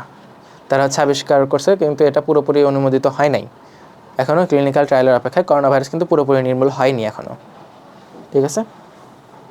তারপর বায়োলজিক ওষুধ, দেশে প্রথমবারের মতো জৈব প্রযুক্তি ব্যবহার করে একটা ওষুধ তৈরি করেছে যেটার নাম হচ্ছে ইরাইথ্রোপো। দেখো ইরাইথ্রো মানে কি, তোমরা হয়তো বায়োলজিতে পড়ছো না, এরিথ্রোব্লাস্ট, এরিথ্রোসাইট, তাই না? এরিথ্রো মানেই হচ্ছে তোমার লোহিত রক্তকণিকা সম্পর্কে, তাই কি না? তাই ইরাইথ্রোপো বা ইরাইথ্রোপোয়েটিন তোমরা পড়ছো না, ইরাইথ্রোপোয়েটিন মানে কি, লোহিত রক্তকণিকা তৈরির প্রক্রিয়া। তো ইরাইথ্রোপো এটা হচ্ছে যারা রক্ত স্বল্পতা আছে এবং ব্লাড ক্যান্সার আছে তাদের জন্য উপকারী একটা ওষুধ। তাদের রক্ত উৎপাদন ক্ষমতাটা বাড়ায় দিবে, তাদের বোন ম্যারোকে যে আরও একটু স্টিমুলেশন দিবে যাতে তাড়াতাড়ি রক্ত প্রডিউস হয়। এই ওষুধটার নাম হচ্ছে ইরাইথ্রোপো। এটা আমাদের দেশেই তৈরি করা হয়েছে প্রথমবারের মতো, ওকে। তারপর ওষুধ রপ্তানি, এটা থেকে প্রশ্ন আসতে দেখি আমরা, বাংলাদেশের ওষুধ রপ্তানি শিল্প অনেক বেশি স্বয়ংসম্পূর্ণ, পুরো মানে অনেক বেশি ভালো, ঠিক আছে। বর্তমানে 157টা দেশে বাংলাদেশের ওষুধ রপ্তানি হয়, তার মানে বাংলাদেশ ওষুধ উৎপাদনে অনেক ভালো অবস্থানে আছে, তাই কি না? বাংলাদেশের থেকে 157টা দেশে ওষুধ রপ্তানি করা হয়। তারপরে আসা হচ্ছে কমিউনিটি ক্লিনিকের আন্ডারে হচ্ছে 32 ধরনের ওষুধ বিনামূল্যে দেওয়া হয় সারা দেশে। আর সরকারি হাসপাতাল হলে এখানে 134 প্রকার মেডিসিন হচ্ছে বিনামূল্যে দেওয়া হয় স্টুডেন্ট না তো সাধারণ মানুষদের আর কি। তারপরে আসা হচ্ছে আধুনিক চিকিৎসা পদ্ধতি, রোবোটিক সার্জারি। প্রথমবারের মতো রোবোটিক সার্জারি চালু হয়েছে রংপুরে। এরপরে আসা হচ্ছে আন্তর্জাতিক কিছু স্বীকৃতি পায় বাংলাদেশ বিভিন্ন রোগবালাই নির্মূল করার জন্য। এক নম্বর হচ্ছে পোলিও নির্মূল, 2014 সালে এই জিনিসটা পাইছে। 2014 সালে WHO কাছ থেকে পোলিও মুক্ত দেশের স্বীকৃতি পাইছে বাংলাদেশ, ঠিক আছে। তারপরে ফাইলেরিয়া মুক্ত 2023 সালের 13ই মে তারিখে WHO ঘোষণা করে বাংলাদেশ ফাইলেরিয়া মুক্ত। তারপরে কালাজ্বর নির্মূল 31 আগস্ট 2023, দেখো দুইটা কিন্তু 2023-এ, মে মাসে একটা হচ্ছে জুন জুলাই আগস্ট মাসে একটা। তারপরে বাংলাদেশ বিশ্বের প্রথম দেশ হিসেবে, ঠিক আছে, বিশ্বের প্রথম দেশ হিসেবে কিন্তু কালাজ্বর নির্মূল করছে। বাকিটা নির্মূল করছে কিন্তু অনেক পরে, অন্যান্য দেশ আগেই করে ফেলছে, বাট এই যে তোমার কালাজ্বর নির্মূল এই জিনিসটা কিন্তু বিশ্বের মধ্যে বাংলাদেশই প্রথম দেশ হিসেবে কালাজ্বর মুক্ত দেশ হিসেবে স্বীকৃতি লাভ করছে বাংলাদেশ। তারপর আসা হচ্ছে ম্যালেরিয়া নির্মূল। ম্যালেরিয়া এখনও নির্মূল হয় নাই, বাট লক্ষ্য নির্ধারণ করা হয়েছে 30 সালের মধ্যে ইনশাল্লাহ আমরা ম্যালেরিয়া মুক্ত দেশে পরিণত হব। এরপর আসলে শিক্ষা ব্যবস্থা সম্পর্কে আমরা কিছু পড়ি। বর্তমান দেশের পরিপ্রেক্ষিতে যে সর্বাধিক সাক্ষরতার হার কোথায়, সবচেয়ে বেশি শিক্ষিত হচ্ছে পিরোজপুর জেলায়। তারপরে সর্বনিম্ন হচ্ছে সর্বাধিক সাক্ষরতার হার জেলাতে হচ্ছে তোমার পিরোজপুর। বিভাগ কোনটা, পিরোজপুর কোন বিভাগের মধ্যে, বরিশালে। সর্বনিম্ন কোথায়, বান্দরবানে। বিভাগ কোনটা, বিভাগ হচ্ছে ময়মনসিংহ হচ্ছে সাক্ষরতার হারের সবচেয়ে পিছনে। জাস্ট হেডলাইনগুলো পড়বা। এরপর আসে বিশ্ববিদ্যালয়সমূহ। সরকারি বিশ্ববিদ্যালয়ের সংখ্যা দেশে বর্তমানে 58টা, এর মধ্যে 53টা বিশ্ববিদ্যালয় শিক্ষা কার্যক্রম চালু আছে, বাকিগুলো বন্ধ হয়ে গেছে। বেসরকারি বিশ্ববিদ্যালয়ের সংখ্যা 115টা, এগুলো কিন্তু অবশ্যই অনুমোদনের বাইরেও আছে অনেকে। তারপরে দেশের প্রথম আইন বিশ্ববিদ্যালয় নির্মিত হচ্ছে এখনও, এটা হচ্ছে মাদারীপুর জেলা শিবচরে। পুরোটা বিশ্ববিদ্যালয় হবে আইনের উপরে, ওকে, আইন বিষয়ে পড়াশোনা হবে। তারপরে ক্যাশলেস ক্যাম্পাস রাজশাহী বিশ্ববিদ্যালয়ে স্থাপন করা হচ্ছে, এখনও পুরোপুরি কমপ্লিট হয় নাই, যে পুরোপুরি ক্যাশলেস ক্যাম্পাস হবে, মানে ওখানে সব কিছু তোমার হচ্ছে কার্ড দিয়ে, মানে স্টুডেন্টদের কার্ড থাকবে অ্যান্ড ওটা দিয়ে তারা হচ্ছে বিভিন্ন কিছু কেনাকাটা সব কিছু করবে। ঢাকা বিশ্ববিদ্যালয় সম্পর্কে একটা তথ্য হচ্ছে, ঢাকা বিশ্ববিদ্যালয় এবছর 30তম উপাচার্য নিয়োগ হয় এবং আগের উপাচার্য কিন্তু তোমার হচ্ছে পদত্যাগ করছেন। নতুন উপাচার্য হচ্ছে অধ্যাপক নিয়াজ আহমেদ খান, ওকে। তারপরে বাংলাদেশের খেলাধুলা বলতে গেলে প্রথমে আসবে তোমার হচ্ছে ক্রিকেটে 25 আগস্ট আমাদের যখন হচ্ছে আমরা তখনও দেশ গঠনে ব্যস্ত, অনেকে হয়তো খোঁজই রাখি নাই, তখনও হচ্ছে দেশের ভিতর বিভিন্ন অরাজক পরিস্থিতি চলতেছিল। আগস্ট মাসে 25 তারিখে পাকিস্তানের রাওয়ালপিন্ডিতে পাকিস্তানের বিপক্ষে তাদের দেশেই তাদের বিপক্ষেই টেস্ট খেলে বাংলাদেশ এবং ওইটাতে জয় পায়, এবং এটা ছিল পাকিস্তানের বিপক্ষে প্রথম। এর আগে বাংলাদেশ পাকিস্তানের বিপক্ষে কখনোই জেতে নাই। 14তম টেস্ট, মানে এর আগে 13টা টেস্ট খেলা হয়েছে, কিন্তু বাংলাদেশ কখনোই জয়লাভ করে নাই। এই 14তম টেস্টে এসে বাংলাদেশ জয়লাভ করছে, এবং শুধু জয় না, 10 উইকেটে জয়লাভ করে, এবং সেরা খেলোয়াড় হয়েছে মুশফিকুর রহিম। নবম নারী আইসিসি টি-20 ওয়ার্ল্ড কাপ, এটার হচ্ছে মানে বাংলাদেশ কিন্তু এবার হচ্ছে স্বাগতিক দেশ ছিল, মানে হচ্ছে বাংলাদেশে আয়োজন হওয়ার কথা ছিল, বাট 3 থেকে 20 অক্টোবর মাসে বাংলাদেশে অনুষ্ঠিত হওয়ার কথা ছিল কিছু ম্যাচ, বাট এই ম্যাচগুলো, এই যে বাংলাদেশে তো রাজনৈতিক অস্থিরতা চলতেছে, তো দেশের অবস্থা স্টেবল না, এই কারণে এই ম্যাচগুলো সংযুক্ত আরব আমিরাতে হচ্ছে স্থানান্তর করা হয়েছিল। বাংলাদেশ এটাতে অংশগ্রহণ করছিল অবশ্যই, বাট খুব বাজেভাবে হারছে। তারপরে সাকিব আল হাসানের মাইল ফলক, তোমরা অনেকে সাকিব আল হাসান সম্পর্কে পড়তে চাও না, তারপরেও দেখো তার কিছু মাইল ফলক আছে। এই যে 25 মে 2024 আন্তর্জাতিক ক্রিকেটে বাংলাদেশের প্রথম একজন বোলার হিসেবে 700 উইকেটের মাইল ফলক স্পর্শ করেন হচ্ছেন সাকিব আল হাসান, প্রথম বাংলাদেশি বোলার, তিনি হচ্ছেন 700 উইকেট পায়। অ্যান্ড টি-20 বিশ্বকাপে প্রথম ক্রিকেটার হিসেবে 50 উইকেটের মালিকও তিনি। টি-20 বিশ্বে, ঠিক আছে, বিশ্বের যে টি-20 ওয়ার্ল্ড মানে খেলাধুলা আছে টি-20, সেখানে একমাত্র মানে প্রথম ক্রিকেটার আর কি যিনি 50 উইকেট পান। এর আগে কোনো ক্রিকেটার টি-20তে 50 উইকেট লাভ করে নাই।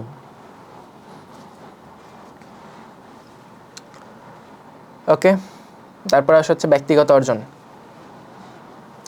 ব্যক্তিগত অর্জন কি আছে? আন্তর্জাতিক টি-20তে প্রথম বাংলাদেশি বোলার হিসেবে 6 উইকেট শিকার করেন হচ্ছেন মোস্তাফিজুর রহমান। টি-20তে 6 উইকেট প্রথম বাংলাদেশ হিসেবে, অন্য দেশে করছে বাট বাংলাদেশিদের মধ্যে সেই প্রথম। তারপরে ফারজানা হক, বাংলাদেশের প্রথম নারী ক্রিকেটার যিনি বিদেশের মাটিতে সেঞ্চুরি করেন, তাও দক্ষিণ আফ্রিকার বিপক্ষে।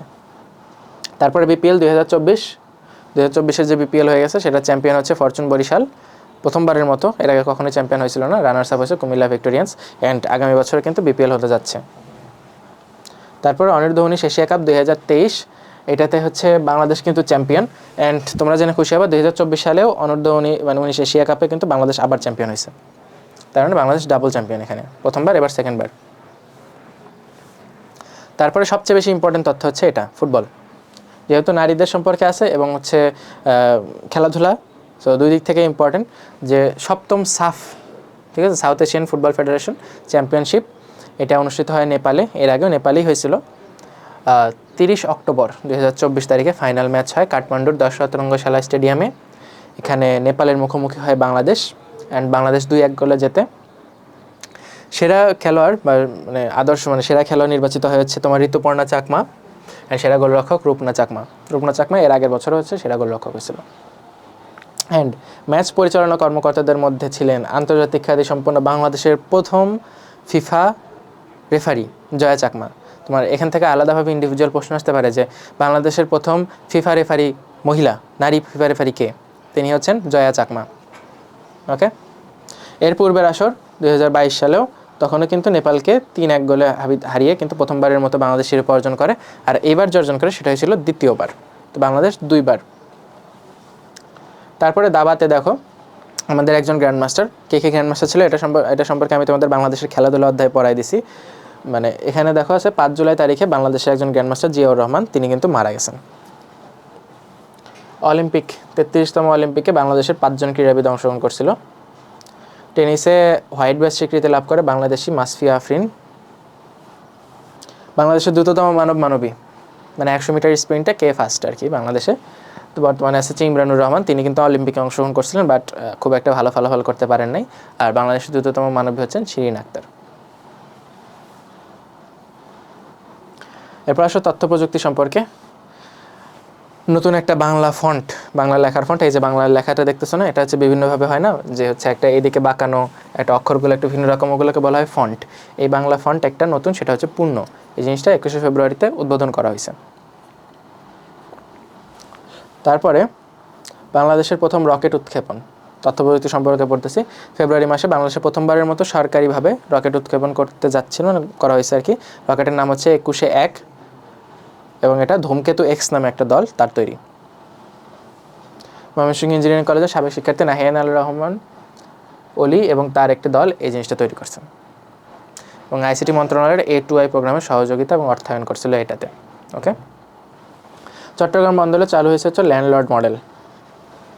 এটাতে দেওয়া আছে দেখো, সৌদি আরব ভিত্তিক রেড সি গেটওয়ে টার্মিনাল, ঠিক আছে। এই জিনিসটা কিন্তু এই ল্যান্ডলর্ড মডেল যেটা, এটা পরিচালনার কিন্তু দায়িত্ব গ্রহণ করছে। এবং এই মডেলের অধীনে প্রথম জাহাজ এই তোমার হচ্ছে চট্টগ্রাম বন্দরে ফেরে, এর নাম হচ্ছে MV মায়েরসক দাভাও। তারপরে দেখো বাংলাদেশ টেলিভিশনের হীরক জয়ন্তী 2023 সালে বিটিভি কিন্তু 60 বছরে পদার্পণ করছে। ওকে,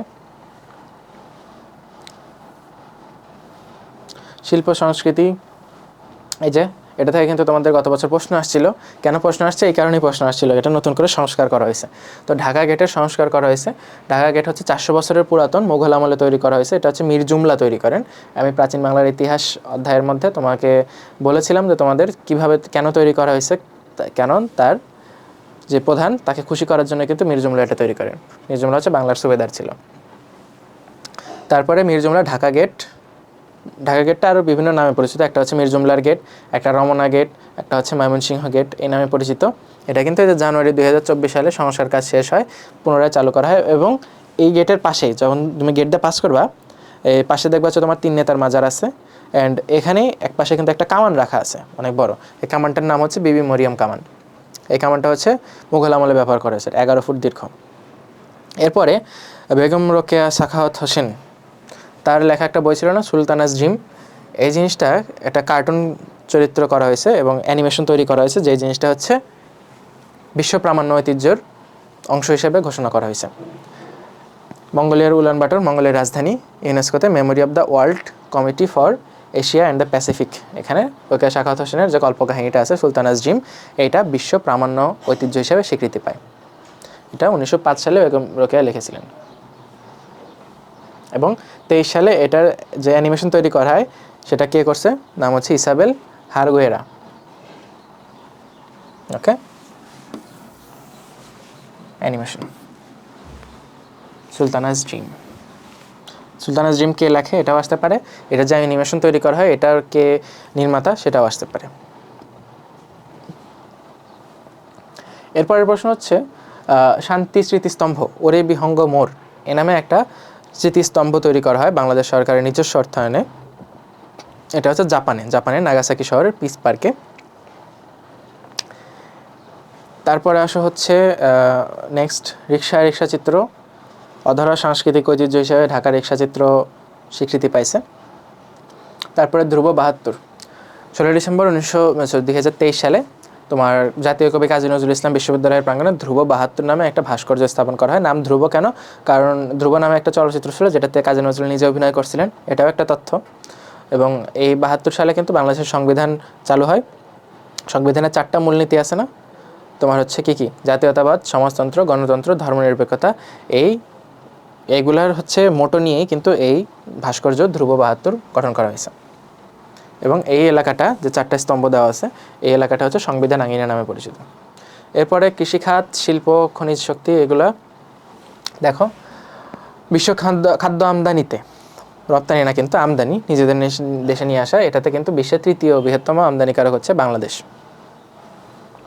নতুন জাতের একটা পাট বীজ উদ্ভাবন করা হয়েছে, যেটার নাম হচ্ছে BJRI, বাংলাদেশ জুট রিসার্চ ইনস্টিটিউটের তোষাপাট 9। এটা সবুজ সোনা নামে পরিচিত। তাহলে সবুজ সোনা কি, তখন কি বলবো? উচ্চ ফলনশীল পাট বীজ। শিং মাছের জীবন রহস্য উন্মোচন, বাংলাদেশ জীবন রহস্য উন্মোচনে খুব পটু, তাই না? পাটের জিনোম আবিষ্কার করছিলেন কেন, এটা তো কিন্তু তোমাদের বইই আছে। তারপর দেখো শিং মাছের জীবন রহস্য উন্মোচন করে কিন্তু বাংলাদেশ কৃষি বিশ্ববিদ্যালয়ের গবেষকরা। এবং এই জিনিসে বাংলাদেশ কৃষি বিশ্ববিদ্যালয় সব থেকে বেশি আগায়। ডক্টর মাকসুদুল আলম ছিলেন না, তিনি হচ্ছে পাটের জিনোম রহস্য জিনোম উদ্বোধন করছেন, তিনিও কিন্তু তোমার এই বাংলাদেশ কৃষি বিশ্ববিদ্যালয়ের একজন। তারপরে সয়াবিন, নতুন জাতের সয়াবিন, নাম হচ্ছে BU সয়াবিন 5।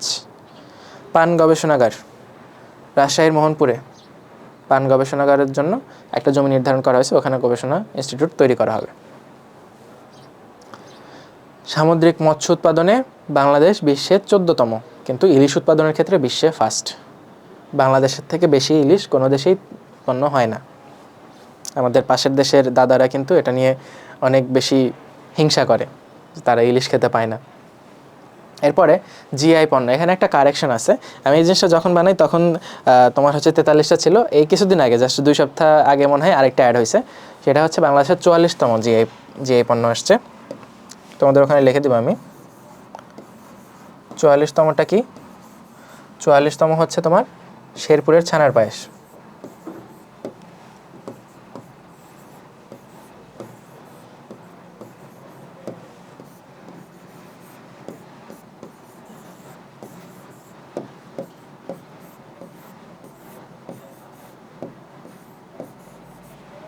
ওকে,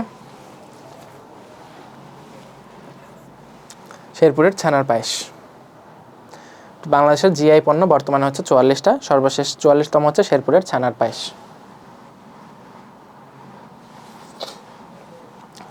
আর 43তম ছিল হচ্ছে সুন্দরবনের মধু। জিআই পণ্য মানে কি? জিওগ্রাফিক্যাল ইন্ডিকেশন, মানে এই পণ্যটা এই দেশে সবচেয়ে বেশি পাওয়া যায় বা প্রধান পণ্য আর কি, ঠিক আছে? এটা হচ্ছে জিআই পণ্য। বাংলাদেশের গ্যাস ক্ষেত্রের সংখ্যা কয়টা? 29টা, সর্বশেষ আবিষ্কৃত হচ্ছে ইলিশা ভোলাতে। তারপরে হচ্ছে গ্যাস ক্ষেত্রের মধ্যে হচ্ছে তেলের সন্ধান পাওয়া গেছে সিলেটে একটা গ্যাস ক্ষেত্রের মধ্যে, 10 নম্বর গ্রুপে এখানে লেখা আছে। তারপরে বায়ুবিদ্যুৎ কেন্দ্র, দেশের সর্ববৃহৎ বায়ুবিদ্যুৎ কেন্দ্র হচ্ছে কক্সবাজারে। ওই যে তোমার হচ্ছে বড় বড় ইয়াতে তোমার উইন্ড মিল বানানো হয় না, যেরকম হয়ে গেল এরকম থাকে, এখানে তোমার হচ্ছে যে পাখা লাগানো না, এরকম উইন্ড মিল থাকে না, এই উইন্ড মিলগুলো সবচেয়ে বেশি স্থাপন করা হয়েছে, এটা হচ্ছে তোমার বায়ুবিদ্যুৎ কেন্দ্রের জন্য। এটা কক্সবাজারে অনেক সামুদ্রিক বাতাস থাকে ভালো। সৌরবিদ্যুৎ কেন্দ্র, মাতারবাড়িতে 500 মেগাওয়াট ক্ষমতা সম্পন্ন সৌরবিদ্যুৎ কেন্দ্র স্থাপনের পরিকল্পনা করছে ইন্দোনেশিয়া থেকে পরিকল্পনা করেছে বাংলাদেশের মাতারবাড়িতে এই জিনিসটা স্থাপন করা হবে। তারপরে পারমাণবিক জ্বালানি, 5 অক্টোবর 2023 রাশিয়া বাংলাদেশকে পারমাণবিক জ্বালানির প্রথম চালান সরবরাহ করছে, যেটা হচ্ছে তোমার রূপপুর পারমাণবিক কেন্দ্রে মানে কাজে লাগানো হবে। এরপরে বর্জ্য থেকে বিদ্যুৎ উৎপাদন, বিশ্বের 3য় দেশ কক্সবাজারের উখিয়া থেকে বর্জ্য নিয়ে এসে বিদ্যুৎ উৎপাদন শুরু করছে বাংলাদেশ। বিদ্যুৎ উৎপাদনের জন্য বাংলাদেশে সবচেয়ে বেশি ব্যবহার করা হয় গ্যাস, তারপর হচ্ছে কয়লা, তারপর হচ্ছে আলট্রা সুপার ক্রিটিক্যাল পদ্ধতি। এটা হচ্ছে বিদ্যুৎ উৎপাদনের একটা উন্নত পদ্ধতি, যেখানে হচ্ছে বাষ্পের তাপমাত্রা এবং চাপ সুপার ক্রিটিক্যাল স্তরে রাখা হয়। তোমরা অবশ্যই পড়ছো পরিবেশ রসায়নের মধ্যে, সুপার ক্রিটিক্যাল তাপমাত্রা নামে একটা জিনিস আছে। তো এই প্রযুক্তি ব্যবহার করলে কী হবে, কয়লা ভিত্তিক যে তাপ বিদ্যুৎ কেন্দ্র আছে এখানে হচ্ছে তোমার যে অপচয়টা রোধ করা হবে, ঠিক আছে? মানে তাপটা বেশি পরিমাণে হচ্ছে আমি শক্তিতে রূপান্তর করতে পারবো, ঠিক আছে? নর্মালি হচ্ছে তোমরা যখন হচ্ছে ইয়াতে পড়ছো, তাপগতিবিদ্যায় পড়ছো, ওখানে কিন্তু তোমরা জানো যে কোনো ধরনের মেশিন কিন্তু তোমার 20 থেকে 30% উপরে কিন্তু শক্তি মানে তাপ শক্তিকে তোমার হচ্ছে এনার্জিতে রূপান্তর করতে পারে না, ঠিক আছে? 30% পর্যন্ত হচ্ছে তার কর্মদক্ষতা হয়, এর বেশি কিন্তু হয় না। বাট এই প্রযুক্তি দিলে কিন্তু এটার কর্মদক্ষতা 50% পর্যন্ত বাড়ানো সম্ভব। কার্নোর ইঞ্জিন বাস্তবে সম্ভব না, কার্নোর ইঞ্জিনে কিন্তু কর্মদক্ষতা 100%। এগুলো তোমরা সবাই তাপগতিবিদ্যায় পড়ে আসছো। এরপরে শিল্প, এপিআই পার্ক, একটি ফার্মাসিউটিক্যাল ইনগ্রেডিয়েন্ট পার্ক, এটা মুন্সিগঞ্জের গজারিয়ায় স্থাপিত হয়েছে, ঠিক আছে? পরিবহন এবং যোগাযোগ ব্যবস্থা, বাংলাদেশ রেলওয়ে বাংলাদেশে 2টা অঞ্চলে বিভক্ত, পূর্বাঞ্চল আর পশ্চিমাঞ্চল, ঠিক আছে? এই 2 জায়গাতে হচ্ছে তোমার রেলওয়ে আছে, বাট নতুন করে 4টা রেলওয়ের অঞ্চল বিভক্ত করা হয়েছে, মানে পরিকল্পনা করা হয়েছে। সেটা হচ্ছে তোমার পূর্বাঞ্চল, পশ্চিমাঞ্চল তো থাকবেই, তার সাথে মধ্যাঞ্চল আর দক্ষিণাঞ্চলকে কানেক্ট করবে। প্রথম নারী রেল অ্যাটেন্ডেন্ট, কক্সবাজার থেকে চট্টগ্রাম রুটের মানে কক্সবাজার চট্টগ্রাম থেকে যে ঢাকাগামী ট্রেনগুলো আছে এটাতে 9 জন নারী রেল অ্যাটেন্ডেন্ট যুক্ত করা হয়েছে প্রথমবারের মতো। তারপরে দেশের প্রথম পাতাল রেল হচ্ছে এমআরটি লাইন 1। আমরা বর্তমানে যে এমআরটিতে চলাচল করি মেট্রোতে, সেটা কিন্তু এমআরটি লাইন 6, এবং এমআরটি লাইন 1 যেটা, সেটা কিন্তু পাতাল রেলের জন্য ইউজ করা হবে। এই জিনিসটা শাহজালাল আন্তর্জাতিক বিমানবন্দর থেকে কমলাপুর রেল স্টেশন পর্যন্ত বিস্তৃত হবে, সেটা মাটির নিচ দিয়ে। এখানে 12টা স্টেশন থাকবে, এখানে স্টেশনের নাম লেখা আছে।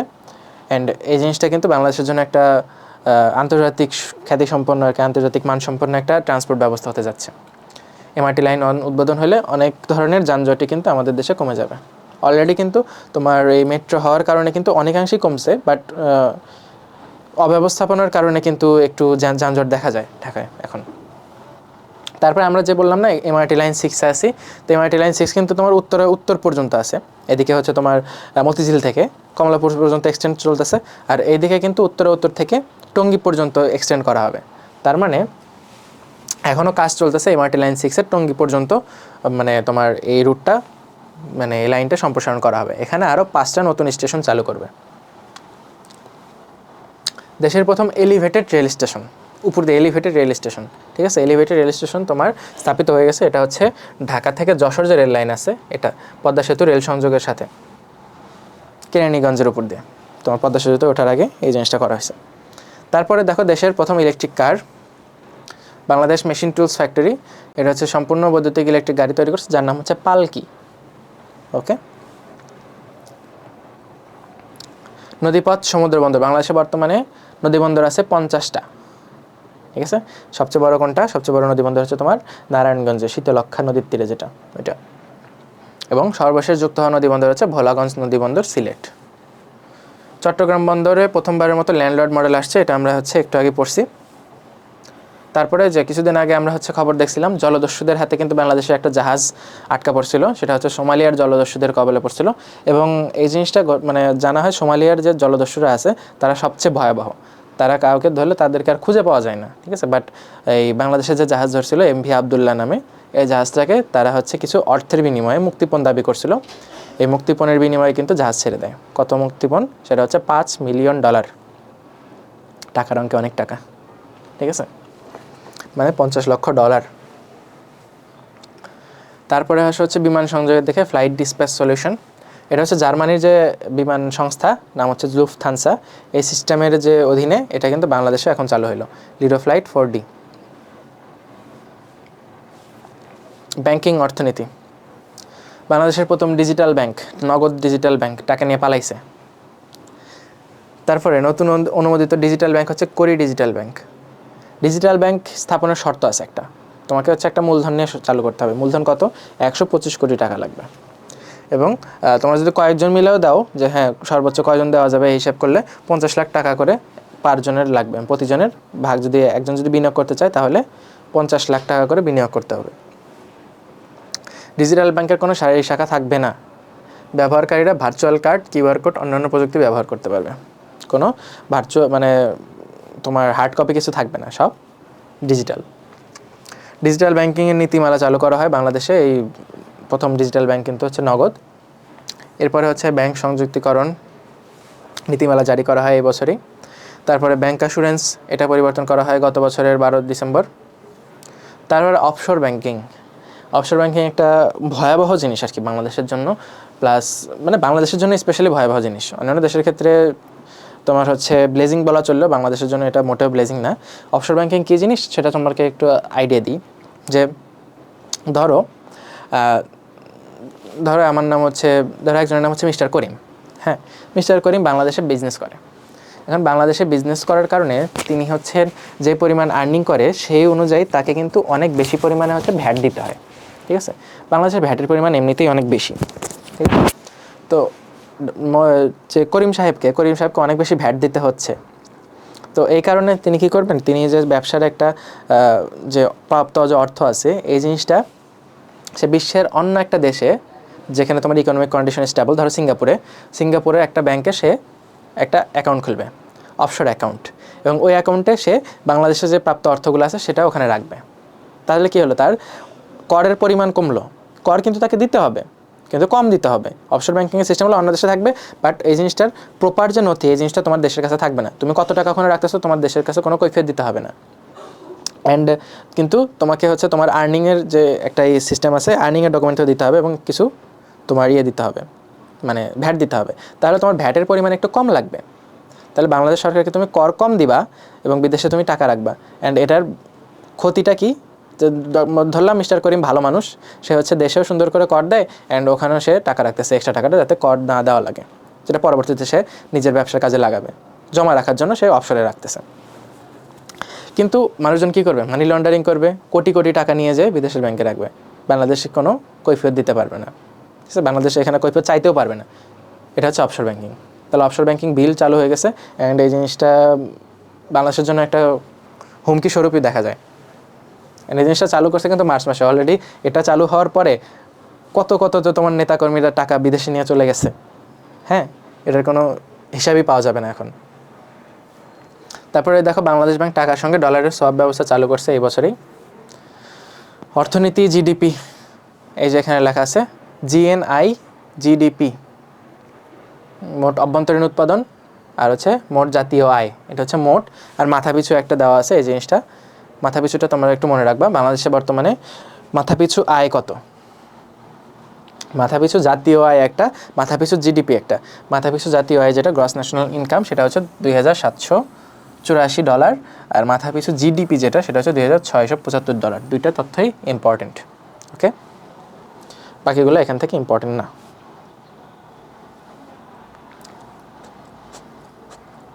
তারপরে বাংলাদেশের জিডিপি প্রবৃদ্ধি ঘটছে হচ্ছে 5.82%। মুদ্রাস্ফীতি এই বছর আমরা জানি অনেক বেশি পরিমাণে ঘটছে, সেটা হচ্ছে 9%। মানে মুদ্রার দাম কমে গেছে। কীরকম, তোমার কাছে যদি আগে ব্যাংকে 1 লক্ষ টাকা জমা থাকতো, এখন ওই টাকার মূল্যমান হয়ে গেছে 90,000 টাকা। টাকা 1 লক্ষই আছে, বাট ওটার মূল্যমান কমে গেছে। এটা হচ্ছে মূল্যস্ফীতি।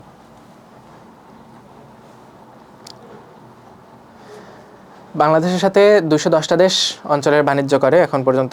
তো সবচেয়ে বেশি বাণিজ্য ঘাটতি চীনের সাথে। FDI, foreign direct investment, FDI প্রাপ্তিতে বিশ্বে হচ্ছে 3rd বাংলাদেশ। মানে ফরেন কান্ট্রি ডিরেক্টলি হচ্ছে বাংলাদেশে হচ্ছে তোমার এফডিআই করে, যেটা হচ্ছে ইনভেস্টমেন্ট করে। তারপর দ্বৈত কর পরিহার চুক্তি, এগুলো খুবই লেস ইম্পর্টেন্ট টপিক। তারপর সাম্প্রতিক সূচক, এখান থেকে কিছু ইম্পর্টেন্ট জিনিস আছে পড়ার মতো। যে বাংলাদেশে বর্তমানে মোট জনসংখ্যা হচ্ছে দেখো 17.74 কোটি, যেটা হচ্ছে বিশ্বে তোমার কত, 8ম, তাই না? আর হচ্ছে গত ক্লাসে তোমাদের হচ্ছে একটা জিনিস কনফিউশন লাগছে যে বাংলাদেশের কত, মানে আয়তনে কততম। এখন দেখো এশিয়াটিক সোসাইটির মতে বাংলাদেশের আয়তনে হচ্ছে বিশ্বে 90তম। তারপরে ধরো তোমার হচ্ছে মতো উইকিপিডিয়ার মতে হচ্ছে 94তম। তারপরে হচ্ছে আরেকটা প্রিভিউস ইন্টারন্যাশনাল, ওটার মতে কিন্তু আবার হচ্ছে তোমার 92তম। তার মানে আমরা হচ্ছে 3টাই পাচ্ছি। তো হচ্ছে মোস্ট প্রবাবলি তোমরা হচ্ছে 94 দিতে পারো, 94 অপশনে না থাকলে 90 দিবা। ঠিক আছে, 94 1 নম্বরে দাগাবা। আর যদি অপশনে 94 না পাও দেন 90, আর কোনো অপশন নেই। ওকে, এশিয়াটিক সোসাইটিতে বাংলাদেশকে আসলে ফলো করা হয়। আগে থেকে আমরা পড়তেছি 90তম। তো এর ভিতরে সুদান আসলে সুদানের আয়তন বাংলাদেশের থেকে বেশি না কম সেটা একটু জানতে হবে।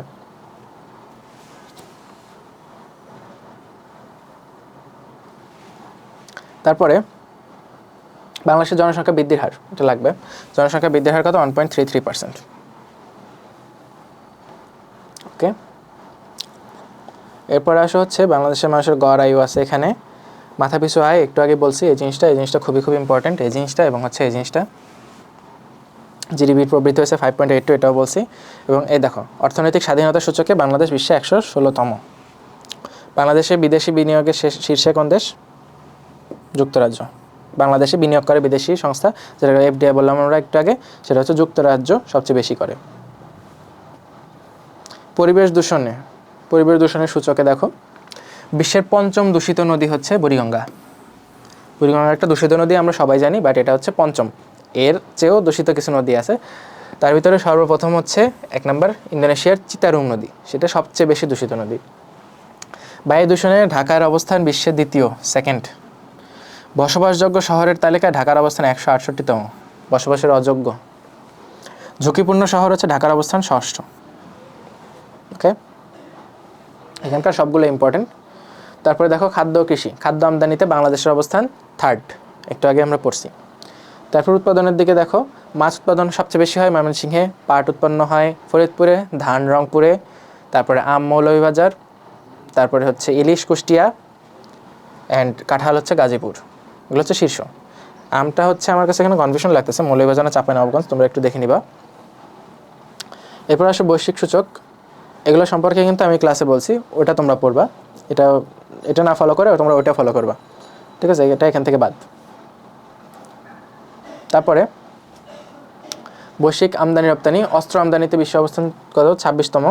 শান্তিরক্ষা মিশনে এখন বাংলাদেশ 9টি দেশে শান্তিরক্ষী বাহিনী মোতায়েন করতেছে এখন পর্যন্ত, ঠিক আছে?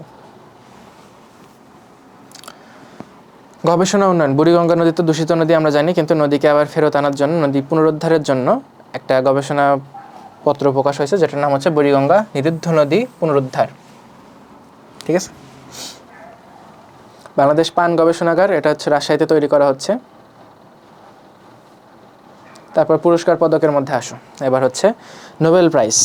নোবেল প্রাইজ 2024 এখানকার সবচেয়ে ইম্পর্টেন্ট যেগুলো সেটা হচ্ছে তোমার চিকিৎসা খাত, আর মেডিকেলে প্রশ্ন আসতে গেলে তোমার হচ্ছে চিকিৎসা খাত থেকে আসবে, নয়তো তোমার শান্তির থেকে আসবে, আর সাহিত্য থেকে আসবে। তারপর নোবেল প্রাইজ অনেক ক্যাটাগরিতে দিলেও তোমার এই তিনটা হচ্ছে মেডিকেল পরীক্ষার জন্য সবচেয়ে ইম্পর্টেন্ট। কী কী? এক হচ্ছে তোমার মানে চিকিৎসা ক্ষেত্র, 2 নাম্বার হচ্ছে তোমার শান্তি, 3 হচ্ছে তোমার সাহিত্য। তো আমরা ওই তিনটা পড়বো, বাকিগুলো তোমরা একটু দেখে নিবা। দেখো চিকিৎসা ক্ষেত্রে এই বছর নোবেল প্রাইজ হচ্ছে ভিক্টর অ্যামব্রোস এবং হচ্ছে গ্যারি রাফকুন। তারা হচ্ছে মাইক্রো আরএনএ আবিষ্কার করছে। মাইক্রো আরএনএ হচ্ছে তোমার হচ্ছে জিন নিয়ন্ত্রণে গুরুত্বপূর্ণ ভূমিকা পালন করবে, এই সম্পর্কে বিস্তারিত লেখা আছে। ঠিক আছে, নামগুলো কী কী শুধুমাত্র নামটা পড়বা, ভিক্টর অ্যামব্রোস এবং হচ্ছে গ্যারি রুফকুন বা রাফকুন যেটাই বলো। তারপরে সাহিত্যে পাইছে হচ্ছে হানকাং।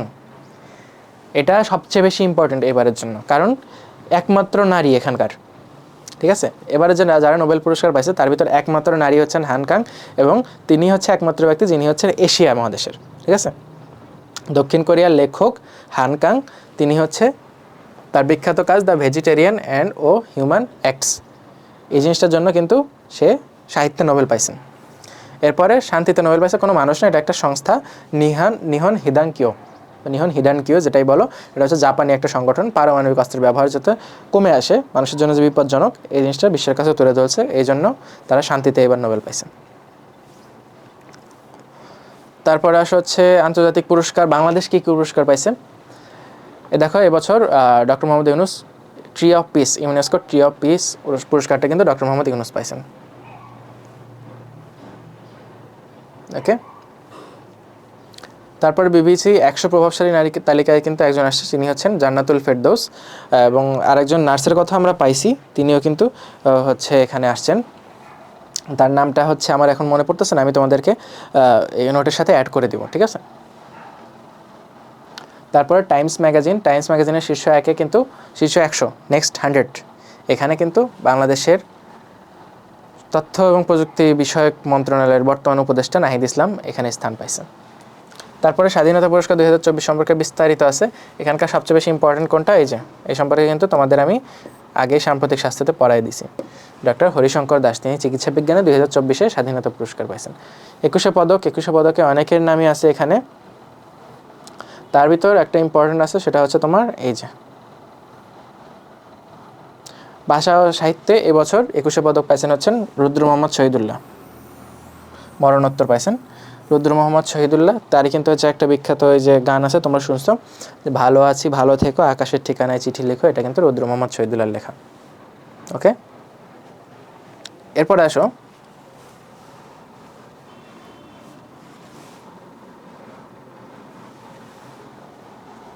রবীন্দ্র পুরস্কার কে কে পাইছেন? ভীষ্মদেব চৌধুরী, অধ্যাপক লাইসা আহমদ লিসা, এই পর্যন্ত খালি নামটা পড়বা। নজরুল পুরস্কার পাইছেন অধ্যাপক রাজিয়া সুলতানা। কিছু আন্তর্জাতিক পদক পুরস্কার আছে, এগুলো হচ্ছে বাংলাদেশের অর্জন আর কি, পুরো ওভারঅল বাংলাদেশের অর্জন। ওকে, গ্লোবাল গ্রিন এনার্জি অ্যাওয়ার্ড, তারপর হচ্ছে ক্রীড়াক্ষেত্রে পুরস্কার, এই যে 2024 সালে ক্রিকেট বোর্ডের উদ্যোগে হচ্ছে এই পুরস্কারটা দেওয়া হয়, বঙ্গবন্ধু আন্তর্জাতিক ক্রিকেট পুরস্কার, এটা পায় হচ্ছে Liton Das. International climate award Bangladesh পাইছে। তারপরে মেরিন কনজারভেশন অ্যাওয়ার্ড, নারী উদ্যোক্তা পুরস্কার, এখানে 10 জন নারীকে হচ্ছে উইমেন এন্টারপ্রেনারশিপ অ্যাওয়ার্ড দেওয়া হয়েছে এবছর। ফজিলাতুন্নেসা মুজিব পদক, এগুলো আসলে ইম্পর্টেন্ট না। তারপরে দেখো গ্লোবাল ইনোভেশন লিডারশিপ অ্যাওয়ার্ড 2024 সালে ডক্টর রবিনা আক্তার ক্যান্সার চিকিৎসায় যে ন্যানো টেকনোলজি ব্যবহার করা হয়, এই জিনিসটার জন্য তিনি গ্লোবাল ইনোভেশন লিডারশিপ অ্যাওয়ার্ড পাইছেন। নাম কি? রুবিনা আক্তার। কারণ কি, এটা চিকিৎসা ক্ষেত্র, তাই এটা ইম্পর্টেন্ট। ওকে, এই যে মৎস্য চাষে বায়োফ্লক প্রযুক্তি ব্যবহার করা হয়েছে। এই যে আন্তর্জাতিক সাহিত্য পুরস্কার, এবার হচ্ছে তোমার এই যে এশিয়ান লিটারেচার প্রাইজও কিন্তু রুদ্র মোহাম্মদ শহীদুল্লাহ পাইছেন, 21 পদক পাইছেন, প্লাস এশিয়ান লিটারেচার প্রাইজ মরণোত্তর। স্মার্ট আর্ট অ্যাওয়ার্ড, এখানে পাইছেন ডিজিটাল শিল্পী নওশাদ ইকবাল। এই যে এসডিজি গোলস, এমডিজি গোলস এই সম্পর্কে তোমাদের হচ্ছে আমি গত ক্লাসে পড়াইছি। তো এসডিজি গোলস যেটা হচ্ছে সাস্টেনেবল ডেভেলপমেন্ট গোলস, এই জিনিসটা 17টা লক্ষ্য আছে। এর ভিতরে হচ্ছে বাংলাদেশ 2030 সালের মধ্যে কিন্তু এই সব দেশেরই আর কি এসডিজির ইউনাইটেড নেশনসের যতগুলো দেশ আছে সবাইকে লক্ষ্যমাত্রা দেওয়া হয়েছে যে 2030-এর মধ্যে এই 17টা লক্ষ্যমাত্রা অর্জন করতে হবে। তো বাংলাদেশ চেষ্টা করে যাচ্ছে, ইনশাল্লাহ তারা অর্জন করতে পারবে। তারপরে ডেঙ্গু নিয়ন্ত্রণে এগুলো কিন্তু আমরা অলরেডি পড়ে ফেলছি। এবার আমরা শেষের দিকে নবনিযুক্ত ব্যক্তিবর্গ। এই যে বাংলাদেশের কিন্তু প্রধান বিচারপতি চেঞ্জ হয়েছে, বাংলাদেশ ব্যাংকের গভর্নর চেঞ্জ হয়েছে, ঢাকা বিশ্ববিদ্যালয়ের উপাচার্য চেঞ্জ হয়েছে, ঠিক আছে। এই অনেক অনেক জায়গায়, সব জায়গায় কিন্তু চেঞ্জ হয়েছে, বাট সবচেয়ে ইম্পর্টেন্ট এবং প্রশ্ন আসার জায়গা হচ্ছে এগুলা। তাই বাংলাদেশের 17তম অ্যাটর্নি জেনারেল হয়েছেন সুপ্রিম কোর্টের আইনজীবী মোহাম্মদ আসাদুজ্জামান। 25তম প্রধান বিচারপতি রেফাত আহমেদ, সৈয়দ রেফাত আহমেদ। বাংলাদেশ ব্যাংকের 13তম গভর্নর কে? আহসান এইচ মনসুর। এখন থেকে টাকায় কার স্বাক্ষর দেখবা? আহসান এইচ মনসুরের স্বাক্ষর দেখবা। নতুন যে টাকা আসবে, আশা করা হচ্ছে বঙ্গবন্ধুর মাথা ছাড়া যে টাকাগুলো আসবে নেক্সটে, তাতে সাইন থাকবে হচ্ছে আহসান এইচ মনসুরের। এর আগে কে ছিল? এর আগে হচ্ছে ফজলে কবির ছিল, তার আগে আরেকজন ছিল আব্দুর রউফ তালুকদার, তাই না? এরপর মানে তারপরে আর কি আমাদের এখন যে হচ্ছে গভর্নর, মানে রিসেন্ট যে ছিল, মানে সাবেক কিছুদিন আগে আর কি আব্দুর রউফ ছিল। তারপরে আসা হচ্ছে ঢাকা বিশ্ববিদ্যালয়ের নবনিযুক্ত উপাচার্য অধ্যাপক Niaz Ahmed Khan. BSMU Bangabandhu Sheikh Mujib medical university, এটার উপাচার্য হচ্ছেন ডক্টর সায়েদুর রহমান। তারপরে জাতীয় বিশ্ববিদ্যালয়ের উপাচার্য ডক্টর ASM আমানুল্লাহ। ওকে, নবনিযুক্ত ব্যক্তিবর্গ সম্পর্কে আমরা এইটুকুই পড়বো। আর হচ্ছে বিবিধ কিছু আছে। আচ্ছা, 2024 সালে বন্যা হয়েছিল আমরা জানি, এবং এই বন্যাতেই হচ্ছে বাংলাদেশের মানুষের উদারতা দেখা গেছে। একদম পিচ্চি বাচ্চা থেকে শুরু করে বড় বড় মানুষ সবাই কিন্তু অনেক বেশি পরিমাণে অর্থ এবার এই বন্যার পিছনে দিছে। অ্যান্ড টিএসসিতে যে হচ্ছে বন্যার জন্য ত্রাণ সংগ্রহ কার্যক্রম চলতেছিল, এখানে কিন্তু দেখা গেছে যে একদম পিচ্চি বাচ্চা থেকে শুরু করে সবাই আসছে। তো একজন বাচ্চা আসছিল, তার হজের টাকা, মানে আমি হজ করার জন্য জমাচ্ছিলাম টাকা, ওই টাকাও কিন্তু তিনি, মানে এই পিচ্চি বাচ্চাটা কিন্তু তার এই যে বন্যার্থদের সাহায্যের জন্য দিয়ে দিছে, তাই না? আর এই যে ত্রাণ পৌঁছানোর জন্য সবচেয়ে অগ্রণী ভূমিকা পালন করছে হচ্ছে একটা প্রতিষ্ঠান, সেটা হচ্ছে আস-সুন্নাহ ফাউন্ডেশন, যেটার যে প্রধান তিনি হচ্ছেন ডক্টর আহমদুল্লাহ, মুফতি সাহেব আহমদুল্লাহ, তার কর্তৃক পরিচালিত হচ্ছে আস-সুন্নাহ ফাউন্ডেশন। এরপরে এই যে ওয়ার সিমেট্রি, এই সম্পর্কে কিন্তু আমি তোমাদের বলছি বাংলাদেশ বিষয়গুলি ক্লাসে, যে স্থাপত্য মনে হয় ক্লাস, ওইটাতে, যে বাংলাদেশের দুইটা ওয়ার সিমেট্রি আছে। একটা হচ্ছে তোমার ময়নামতি কুমিল্লা, একটা হচ্ছে চট্টগ্রামে। এই ময়নামতির যে ওয়ার সিমেট্রি আছে, যে এখানে দ্বিতীয় বিশ্বযুদ্ধের সময় নিহত 13টা দেশের 737 জন সৈন্যর এখানে হচ্ছে সমাধি ছিল। এখান থেকে 24 জন জাপানি সৈনিকের দেহাবশেষ জাপানে নিয়ে যাওয়া হচ্ছে। জাপান থেকে ফরেন্সিক টিম আসছে, তারা হচ্ছে এরকম দেহাবশেষ উত্তোলন করতেছে। কত বছর পর? 81 বছর পর। আসলে পাওয়া যাবে কিনা সন্দেহ, মাটির নিচে তো এখন হাড্ডিগুড্ডিও না পাওয়া যাওয়ার কথা, তাই না? That's all. এই পর্যন্ত ছিল তোমাদের হচ্ছে সাম্প্রতিকের ক্লাস। তো আশা করি তোমাদের হচ্ছে জিকে নিয়ে আর কোনো টেনশন থাকবে না, আর কোনো চিন্তা থাকবে না, ঠিক আছে? তো তোমরা হচ্ছে নিজেদের মতো ভালোভাবে পড়তে থাকো। এটা হচ্ছে তোমাদের সাথে অফিসিয়ালি আমার হচ্ছে লাস্ট ইন্টারাকশন, শেষ দেখা। তো ভালোভাবে পরীক্ষা দাও। তোমরা হচ্ছে আমার প্রথম ব্যাচ, বুঝছো? মানে এর আগে আমার পড়ানোর, অনলাইনে পড়ানোর কোনো অভিজ্ঞতা বা কিছুই ছিল না। সো তোমরা হচ্ছে আমার প্রথম ব্যাচ, আমার চিঠিতে সারা জীবন থাকবা। তো আমার জন্য দোয়া করবা, তোমাদের জন্য অবশ্যই দোয়া। ইনশাল্লাহ ভালো কিছু করো, সবার সাথে ইনশাল্লাহ দেখা হবে আমাদের গ্র্যান্ড সেলিব্রেশন প্রোগ্রামে। আর তোমরা নিজেদের বেস্টটা দাও, আর কিছুদিন আছে মাত্র, দাঁতে দাঁত চেপে ধরে একটু পরিশ্রম করো, ইনশাল্লাহ সফল হবা। আর জিকে নিয়ে অত বেশি টেনশন করার কোনো দরকার নাই। যে কোনো ধরনের প্রবলেম ফেস করলে হচ্ছে আমাকে তুমি ডিরেক্ট নক করতে পারো, আর তুমি হচ্ছে যে কোনো ভিডিওর নিচে কমেন্টে আমাকে মেনশন করতে পারো, ডিসকাশন গ্রুপে যেখানে ইচ্ছা তুমি মেনশন করে দিতে পারো। আমি ইনশাল্লাহ আমার যথাসম্ভব চেষ্টা করব তোমাদের এই সকল ধরনের সমস্যার সমাধান দেওয়ার। হ্যাঁ, তো তোমরা হচ্ছে মোটিভেশন হারাবা না। তোমাদের একমাত্র মোটিভেশন হওয়া উচিত হচ্ছে এই পরীক্ষা সম্পর্কে, ঠিক আছে? তুমি এখন মোটিভেশন নাও, এখন পরীক্ষার পরে যে তুমি মোটিভেশন হেরে ফেলো, ঠিক আছে? এখন মোটিভেশন হারাই যাবে বারবার, ঠিক আছে? বাট তুমি চেষ্টা করো যে পড়াশোনার মধ্যে ডুবে থাকতে, আদার্স চিন্তা মাথাতেই নিবা না, ঠিক আছে? কারণ মাথাতে তুমি এখন যদি নিতে থাকো যে ভাই আমি হচ্ছে পড়তে পারতেছি না, কিসের জন্য? যে আমার হচ্ছে টেনশন হচ্ছে চান্স পাবো কি পাবো না। আগে তুমি পড়ো, যেটুকু সময় টেনশন করতেছো ওই টেনশনের টাইমটুকু তুমি যদি পড়ো, তাহলে কিন্তু তোমার চান্স পাওয়ার সম্ভাবনা বাড়বে, 0.1% হলেও বাড়বে, তাই না? তো তুমি হচ্ছে পড়াশোনার পিছনে টাইম দাও আর প্র্যাকটিস করতে থাকো সমানে, প্রচুর প্র্যাকটিস করো, পড়াশোনা করো, ইনশাল্লাহ তোমাদের সাথে দেখা হবে। তো তোমাদের সাথে আমার অফিসিয়ালভাবে শেষ বিদায়। সবাই ভালো থাকো, নিজের খেয়াল নাও, অ্যান্ড আমার জন্য দোয়া করবা। সবাইকে শুভকামনা পরীক্ষার জন্য। আসসালামু আলাইকুম।